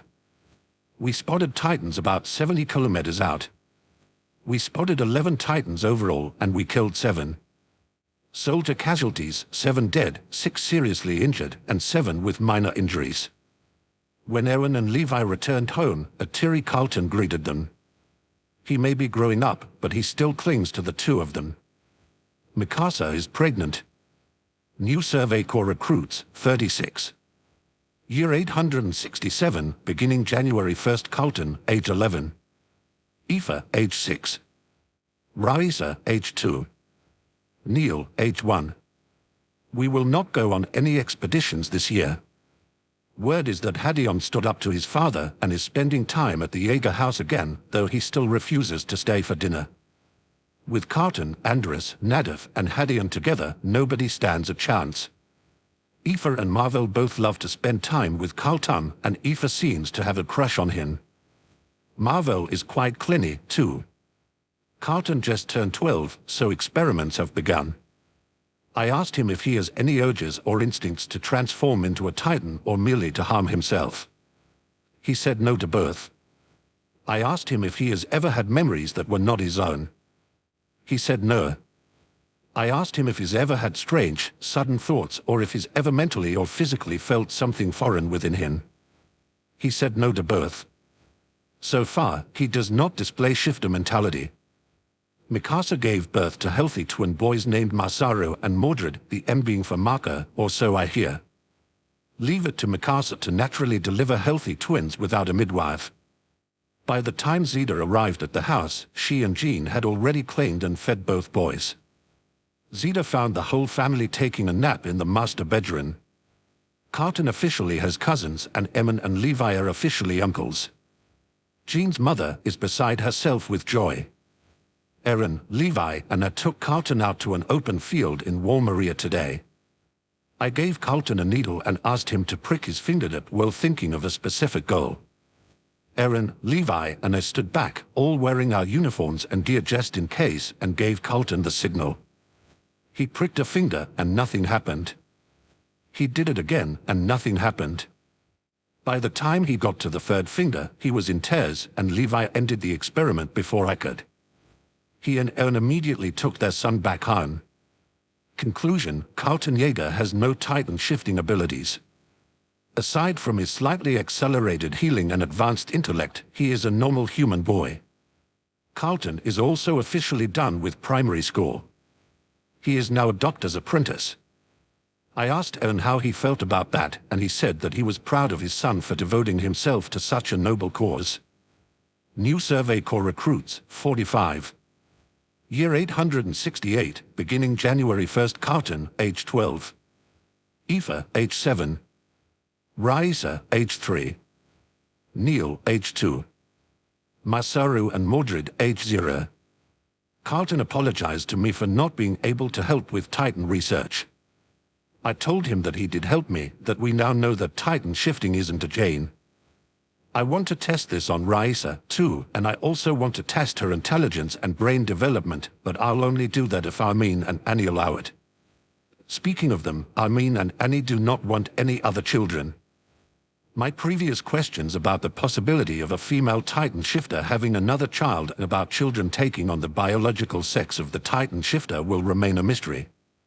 I should be disappointed, but I don't think I am. I almost want all of this to fade away someday. Wimia said something about trying to force Eren and Levi to admit that her baby showed gift worked. No one had any idea what she was talking about, but Eren and Levi both gave her dirty looks and refused to respond. Masaru and Mordred celebrated their first birthday. Reyna and Berthold told Carlton that they are also Titan shifters. He embraced them and replied that he knew. Year 869, beginning April 12th. Carlton, age 14. Aoife, age 8. Raisa, age 4. Neil, age 3. Masaru and Mordred, age 1. Survey Corps soldiers and their families are starting to move outside the walls. Year 870, beginning May 23rd. Carlton, age 15. Aoife, age 9. Raisa, age 5. Neil, age 4. Masaru and Mordred, age 3. In the past 2 years, we've only encountered about a dozen or so Titans. Soldier casualties, 2 dead, 3 seriously injured, 8 with minor injuries. Year 873, beginning April 29th. Carlton, age 18. Aoife, age 12. Raisa, age 8. Neil, age 7. Masaru and Mordred, age 5. More people are moving outside. We are thriving.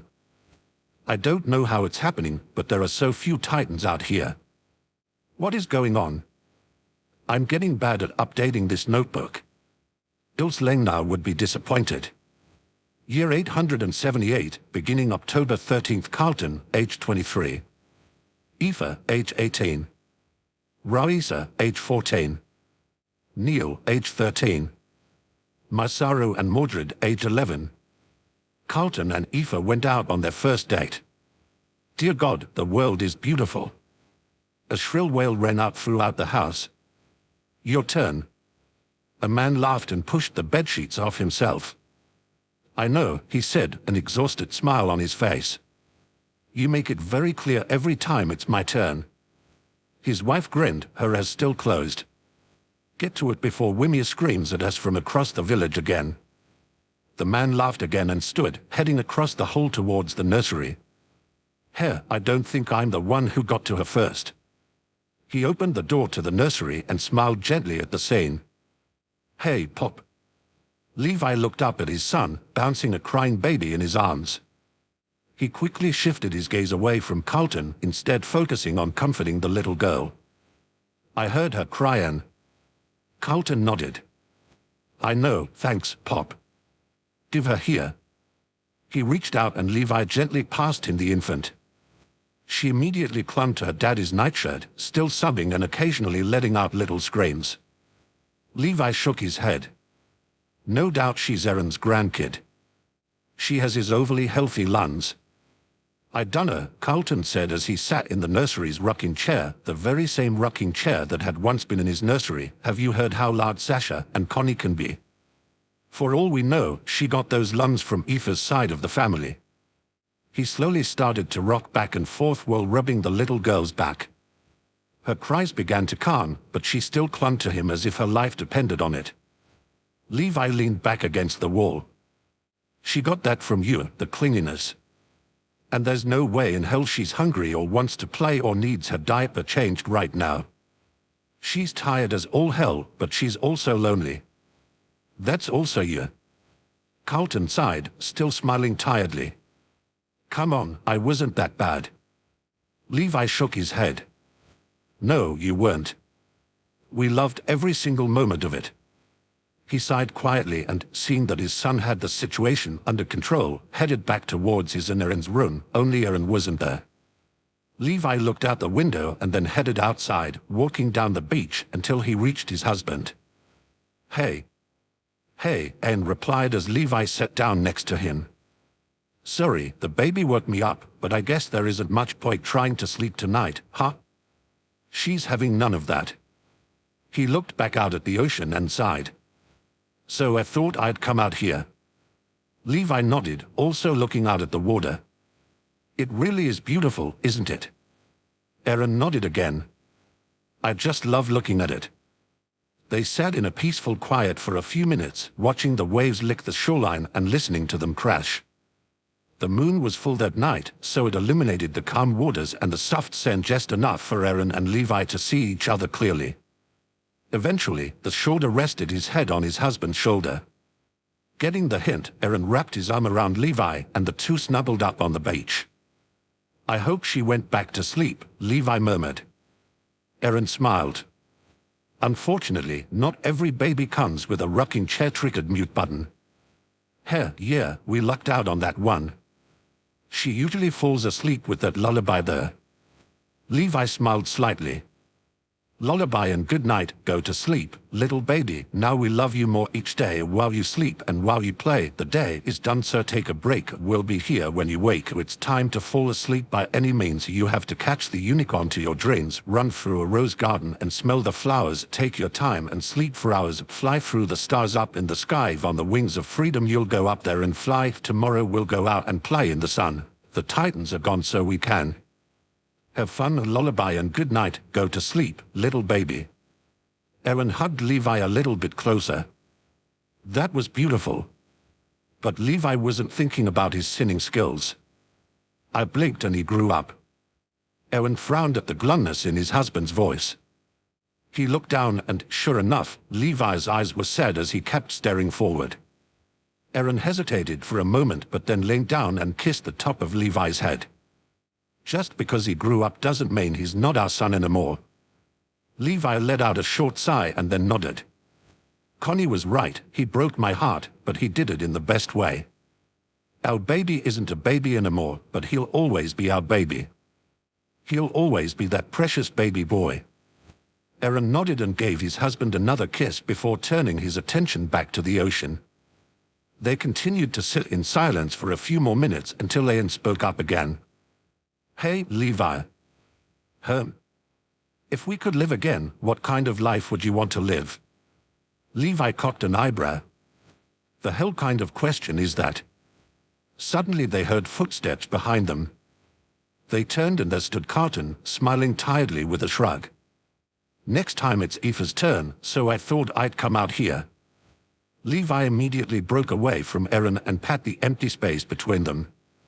As soon as Carlton sat, Levi shook his head. How the hell did I end up with two giants?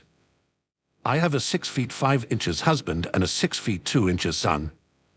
What happened to that little kid who was always too small for his age? Carlton grinned guiltily. Sorry, it was that growth spurt when I was 18. Levi shook his head. Unbelievable. Maybe that could be something, Eren interrupted. Would you want us not to be as tall? Carlton looked at him. Huh? Levi rolled his eyes. Your dad's being ridiculous. He asked me how I'd like things to be if we could live again. Eren shrugged. There's no harm in dreaming, right? I think we deserve that at least. He leaned over to get a good look at Levi, smiled, and said, Come on, what kind of life would you want to live? Levi sighed heavily. There was no winning this one, not with Eren looking at him with those eyes that had stayed so bright and green even into his old age. "I'd want to be stable," Levi finally said. "I'd want a job that didn't involve putting my life or anyone else's life on the line. I'd want to wake up every morning and go to sleep at night knowing that everything was okay, that all of us were okay. And I'd want all of us to be alive and happy, all of us and all our friends who have passed. I just want to live peacefully." Eren smiled at his husband's words, feeling himself fall in love all over again. Levi had the purest heart, even if he didn't often show it. "Yeah, I'd like all that," he agreed. "Also, I'd want you to be a bit more light-hearted. And maybe not as much of a clean freak." Levi shot him a playful glare. "I'll meet you at light-hearted. And if I'm going to be that way, then you won't suck at doubting, and you'll actually learn something from your dad and not mix up medicine jars." "Oh my God, that happened once." "Yeah, but it was hilarious, looking back on it," Carlton laughed. "At the time, not so much, but now, yeah. And, come on, Dad, you gotta admit, you'd probably burn the house down if Pop left you alone for too long." His grin widened at his dad's grumpy eye roll. Levi's glare turned into a soft gaze, and he smiled slightly. "But I'd let both of you stay as tall as you are. I don't mind." Carlton turned back to his Pop and smiled back at him. "Dad's tall because of his shifter DNA, right? But there would be no Titans in that next life. So could he grow so tall?" He shrugged and then continued, "Well, Annie is still small, despite her shifter DNA." Eren and Levi whipped their heads to stare at their son with wide eyes. "What, Carlton?" Eren gasped out, "You know that Annie's a shifter? Did she ever tell you?" Carlton shook his head. "No, I just knew." "Don't tell her though, okay? She doesn't know that I know." At that moment, another wail rang out, and this one was loud enough to reach the ears of the family on the beach. "Oh my God, Yada, shut your goddamn bread up, would you? This is not the way I want to keep her story up all night." Carlton winced. "Wimmy's awake." Eren and Levi nodded. "We noticed." Carlton sighed heavily as he stood and made his way back towards the house. "Ah, that's what I get for figuring out how the cucumber thing works, but I'm glad I did. Sorry, I should help Aoife. We'll try to give everyone at least a little sleep tonight." He grinned sheepishly as the other village residents opened their windows one by one to see the commotion. Carlton waved at them all, and they all smiled back sympathetically. Carlton only winced again when he heard what he assumed was Wimmy's bedroom window slam shut. Levi immediately moved back over so he was secure in Eren's arms again, shaking his head. "Let's not worry about our next lives for now," he said. "Let's just focus on getting through our granddaughter's infancy." Eren threw his head back and laughed. "Yeah, that's our next mission," he agreed before settling himself so he was resting his head on top of Levi's. "Don't worry, it's nothing humanity's hope, humanity's strongest, their son and their daughter-in-law can't handle." And Levi couldn't help but feel his chest warm at that. That was his family, and it was steadily growing. And then there were all his friends and all the underground children who had all grown into fine adults, and this life wasn't so bad, even if it hadn't started out great. One by one, the windows closed behind him. Wimia and Astoria. Connie and Sasha and Aoife and Neil. Mikasa and Jean and Masaru and Mordred. Reyna and Berthold. Armin and Annie and Raisa. Owen. Hanji. Zeta. Even Niall. Even Marlo and Hitch. Andres and Nadiv and Hadion and Marvel. Eren and Levi and Carlton. All together. All living. All happy. Eren, Levi said quietly, turning towards his husband, "I love you. I mean it, even if I never really said it. I really, really love you." "Hello." Eren cut him off with a kiss. "I know," he replied. "I've always known, Levi. I love you, too. I love you so much, more than I can say. Please don't beat yourself up anymore, okay? Please don't think you haven't done enough." You've done so much more than you think. You deserve the world, Levi. I'd be fine with living any life as long as I got to fall in love with you. And he leaned in for another kiss. A tear ran down Levi's cheek. For once, the whole wide world was in front of him instead of on his shoulders. Carlton looked out the nursery window at the scene, smiling as he bounced his daughter in his arms. Aoife just shook her head with a smile, pushing her dark red hair out of her eyes to see her husband sit in the rocking chair. Next to it was the dresser, and on top of it sat an old friend. The Titan plush had seen its own battles over the years, and it was showing its age. A few patches covered tears, some of the hair had fallen off, and it had experienced quite a few intense washes. Nevertheless, it still sat there upright, with its friendly, happy smile and its soft, warm body and its widespread, inviting arms waiting for hugs. It sat there protecting its old friend's new family. The little girl clung to her daddy's nightshirt, her wails calming to hiccups as she felt his familiar warmth. "All right, baby, you gotta sleep," Carlton sighed as he began to rock back and forth. "You have to sleep so the rest of us can sleep. Why don't I tell you a story? Grandpapa told me this story many years ago, on this night actually." He paused to pull back the hood of the pink bunny onesie and kiss his daughter's head, and her eyes, which would surely turn bright green one day, began to flutter closed. "And it's not just any story," he continued. "It's humanity's greatest bedtime story about a fighter and a good monster." He took a deep breath and sighed peacefully. "Once upon a time. The end. Masaru, Japanese origin, victory. Mordred, German origin, brave counsel. Raisa, Russian origin, more relaxed. Neil, Gaelic origin, champion. Carlton, English, German origin, a settlement of free people. Carlton Jaeger altogether is of German origin and means a hunter for a settlement of free people.